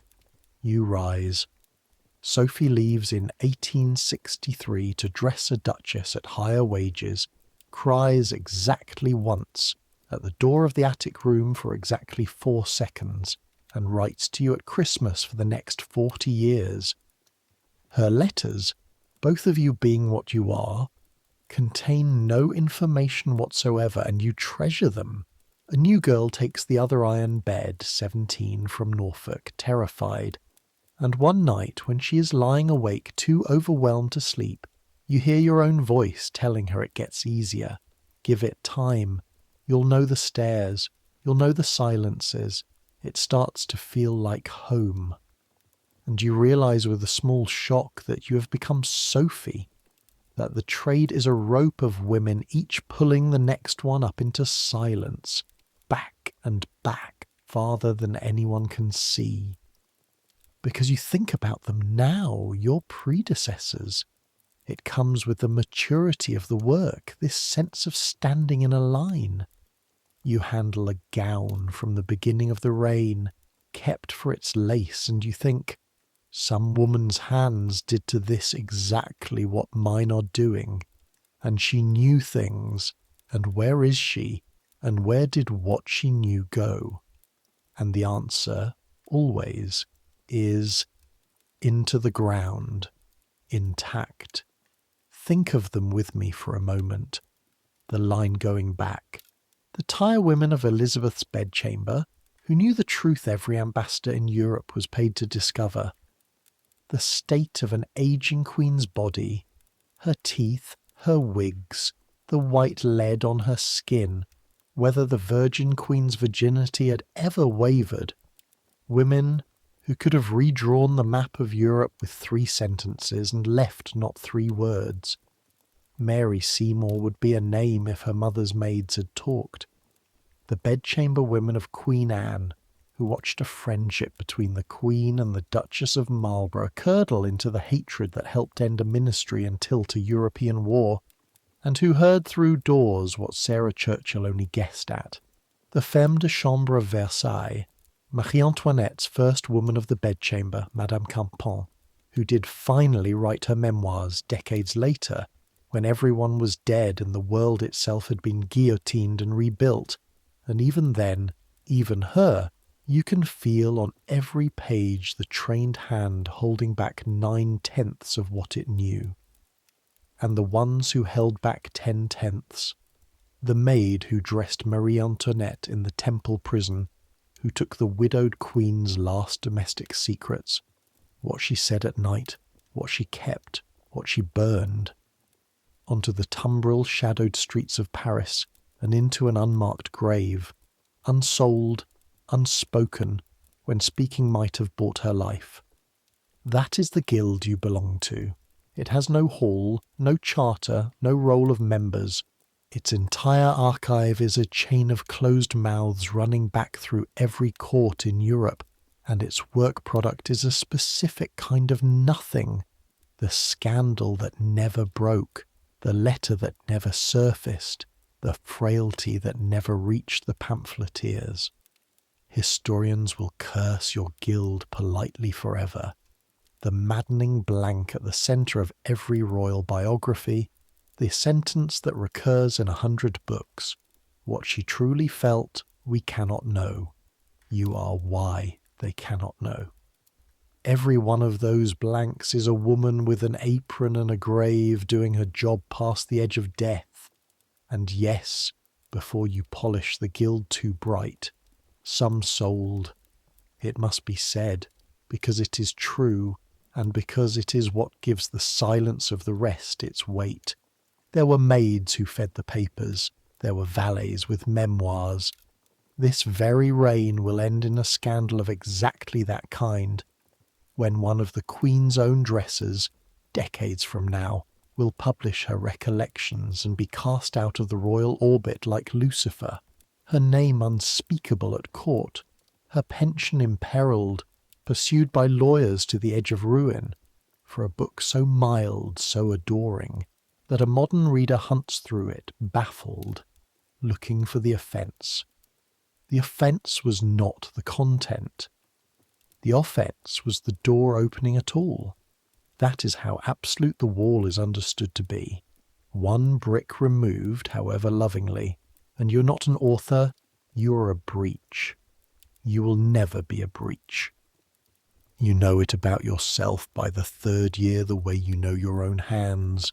It is not even loyalty quite, or not only, it is something stranger that the trade grows in you, a kind of professional metaphysics, the conviction that a person, even a queen, especially a queen, is entitled to have existed partly off the record, that the recorded world is not the whole world and should not be. Every human being who has ever drawn breath has needed at least one room where they could be small, frightened, ridiculous, ill, cruel, loving, real. And for 3 centuries, for the royal women of Europe, that room was staffed. You are the staff of the unrecorded room. When you die, a piece of the unrecorded world goes safe out of reach forever, and that is not a loss. That is the service, completed. The years turn. 1862, 1863. The Prince of Wales marries his Danish princess in St. George's Chapel, and the Queen watches from a high closet gallery, in black, above the colour, like a shadow attending its own past. Skerritt grows older and does not soften, and finally in 1862, after 25 years, retires. Retires, and the wardrobe passes to other hands, and you rise again, and the work goes on. You get the gift one year that Skerritt got leave to give, a pair of gloves, good leather, soft as butter, worth more than anything you own, and the words, "You have earned them," and you wear them to church exactly twice and then keep them in tissue for the rest of your life, and your granddaughter will find them in 1931 in a drawer in Yorkshire, supple as new, and wonder. And one morning, put it in 1866. Put it wherever you like. The years are water now. You stand in the dressing room at Windsor holding the warmed black shawl, waiting for the Queen to turn from the glass, and you catch your own reflection at the edge of the mirror's world. A woman in black and white, upright, still, hands full of warmth for someone else, face a wall with a person living quietly behind it, 24 years old. Then, in the same mirror, in the same posture, 30, then 40. The reflection barely changes. That is the trade's last trick. It makes you permanent by making you invisible, like the stone stairs, like the green baize doors, like the castle itself. Somewhere out in the world it is becoming the future. Railways knit the country. The telegraph mutters under the Atlantic. There are photographs now of everything. The visible world being recorded at a rate no century ever imagined. And against that rising tide of record stands your small guild of women in black, guarding the last unphotographable rooms, holding the one archive that grows safer every year, keeping the old bargain. Everything seen, nothing said. All of it carried, carefully, daily, without spilling, toward the grave that was always its appointed destination. You're not sad about this. That is the thing no one from outside ever believes, and the thing I most need you to understand before we let the lights go down. It was not a burden carried with clenched teeth. It was a competence, worn like the apron, and there was pride in it, of a kind the loud world has no instrument to measure. The pride of the uncracked seal, the unspilled water, the wall that held. Ask any keeper of anything. The keeping is the life. Now come forward with me, one last time, a long way. Come to a stone cottage on the edge of a village outside Ripon, in the North Riding of Yorkshire, on a winter evening in the reign of a king. Because the Queen is gone now, gone in January 1901, carried at last into the mausoleum at Frogmore that she ordered in the first week of her widowhood, laid beside a husband who's been 42 years old for 40 years, and the whole black century went into the ground with her. You left service years before the end with a pension and a character and a small hard fortune of savings, and you did the thing dressers dream of in attics. You went home. You married late. A widowed schoolmaster, a kind man, endlessly curious, who asked you exactly once, early, what the Queen was really like, and received the answer. She liked her shawls warmed, delivered with such gentle finality that he laughed, and kissed your hand, and never asked again, and loved you 30 years, and you him. You are old now. Your hands on the arms of the chair by the fire are a map of the trade, the needle groove in the right forefinger, the iron shine on the fingertips, knuckles like walnuts, and they still fold anything they touch. A newspaper, a tea towel, a grandchild's scarf, into perfect thirds without being asked, the way a retired soldier's shoulders never quite unsquare. Your hearing is going, but not for everything. You can still hear a dropped pin on a wooden floor across the room, and a person entering a house 2 rooms away, because some kinds of listening are structural now, built in, load-bearing. And on this winter evening, your granddaughter, 12, sharp as a pin herself, the one doing a school composition on the old Queen, sits on the hearthrug with her notebook and asks the question you have been not answering for 50 years. But grandmother, you were there. You must know secrets. The fire ticks. Outside, Yorkshire wind, the honest kind, moves in the bare ash trees. You look at this child who will live to see things you cannot imagine.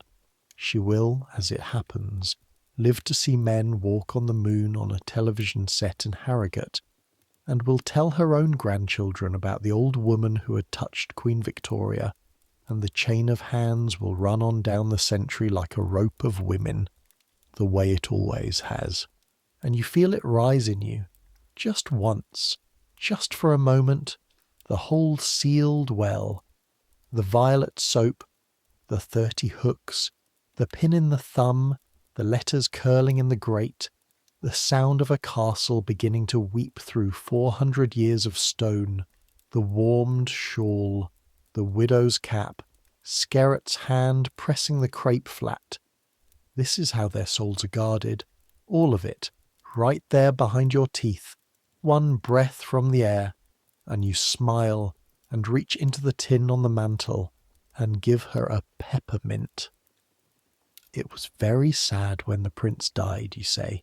Write that the bells rang all night, that's true, and it's yours. And she writes it, disappointed and satisfied at once, the way children are, and the well settles, and the seal holds, and it will hold now for good, because there is not much road left, and you know it, and it is all right.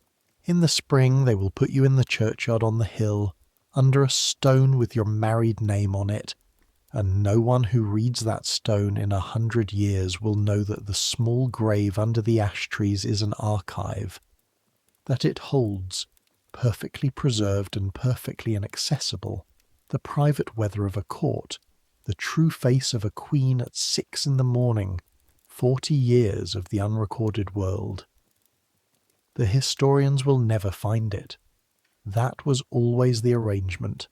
The grave keeps the last confidence, and the confidence keeps the grave company, and both of them keep the silence they were made for. The child scratches away at her composition. The fire settles, and you sit back in the chair and let your eyes rest, and this, right here, is where we begin to let you go, because you're tired. You've been tired in the good way, the earned way, for a very long time. 70-odd years of 5 o'clock mornings live in your body like rings in a tree, and your body has decided on evenings like this that consciousness is a room it may begin tidying and closing. So let it close. Feel the fire's warmth on your shins, steady and old and familiar as any warmth you ever carried up a cold stair for somebody else. Except this warmth is yours. Nobody rang for it. Nobody is waiting. Feel the chair take your whole weight, all of it, the way you were never once allowed to give your whole weight to anything between 5 in the morning and midnight for 40 years. You can give it now. Give it now.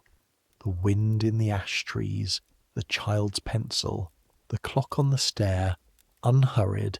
Keep it an hour that belongs to no one's schedule. You're warm enough, fed enough, safe enough.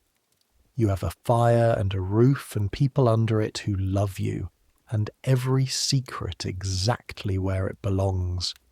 That's more than most people ever hold at the end of a day. That's enough. Somewhere far south of here, Windsor Castle stands in the same winter dark it has stood in for 800 winters. The round tower over the river, the chapel the colour of old honey, with its kings asleep under the floor. New hands are carrying the cans up the back stairs tonight. New girls are learning the soundless walk. The second castle inside the first is running, as it always runs, as it was running before you, and will run after everyone. Now alive is a name in a register. Some things don't change. The need to be seen, that doesn't change. The dignity of those who were never seen and held the world up anyway, that doesn't change either. And the need for rest at the end of a long day of holding things, that least of all. Centuries will pass. The empire you dressed the sovereign of will dissolve like sugar in the century's rain. The crinolines and the crape will go into museums behind glass, and school children will file past a small black gown on a headless form and never guess at the hands, all the hands, the cracked and needle-grooved hands that made it speak. The secrets themselves will mostly die of old age. The scandals diffused by time, the frailties become footnotes, until all that remains of your guild's long war is the blessed blank in the histories and a certain quality of quiet around the old queen's name. But people will still keep faith with the dead, still hold what they were given to hold, still close their eyes at night with other people's confidences resting safe inside them, and find that the weight, carried long enough, carried well enough, stops being weight at all and becomes ballast, the thing that keeps a life steady in rough water. You've carried yours all the way, every step, every stair, not one drop spilled. So set it down now, just for tonight, and tonight is all there ever is. Set it down. Let the fire tick. Let the pencil scratch. Let the wind have the trees and the dark have the windows and the clock have the hour. Let your hands at last be empty. Let the walls you built so carefully, brick by brick, morning by morning, stand their watch without you for a while. They know the work. You taught them. Let it all grow quiet. The bells, the guns, the corridors, the doors, quiet and further and softer, until it is only the sound a great house makes when everyone in it is safe, which is no sound at all. You were faithful. You were skillful.